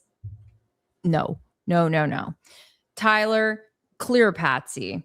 The security, the all the little motions and this and that doesn't make sense. Okay. The timing, Hunter Kozak's question, once it happens, Dan Flood pushing him over, all the security guys pouncing on top of him, not once looking to see if there's another shot that's still coming to protect anyone else. I'm like looking, hold on. No, keep Bayes, going. you I'm put just your saying own that. comment up? No, because It tripped me out for a second. somebody told me to run it through the model and use Oh. Bayes to get a thing, and I already Okay. have. Okay. This is my most recent one. Got you. So then when you're seeing him hauled out, they're hauling him out like a rag doll. And these were security, well, not officers, but for whatever, security guards, whatever, highly trained, with military experience, with law enforcement experience, I've looked at their certifications and seen all this stuff myself. They know better. They were not even remotely trying to do the least amount of first aid, which, speaking of first aid, you see there's first aid stuff in the back. The paramedics were back there and they just breeze on past by. Like, there are so many different things that don't make sense. So many little oddities. Okay. I mean, I could go on and on and on. You know what's crazy? I spent all day the other day running all these through AI and like different AIs and like coming up with probabilities and stuff. And look at this. It says derived event split, a full stage death that Charlie is alive is at 44%. A hybrid of staged element scenario, 29% real death plus deception, meaning that he's really dead, but that there was shenanigans going on at the event, which is, the conspiracy theories, that's the probability that Turning Point Security was probably involved. Then it's saying containment, where they're just trying to cover the whole thing up, like whatever happened that they weren't really in on it, they're just trying to cover up, is 21%. And then it's giving a 6% for other. That's a lot of wiggle room. A 6% other. That's kind of a weird number. But I was running everything through, and that was the average. That's where my average was. And I've done this multiple times. And I'll tell you, the day it was like the day that they announced Tyler Robinson, and I was taking screenshots of all the hand signals and everything. It was putting it at Tyler Robinson at 7%. Day one, it was Tyler Robinson 7%. And then I'm not gonna make any accusations of who my model thought that it was, but we'll just say it rhymes with Shmeni Mana, But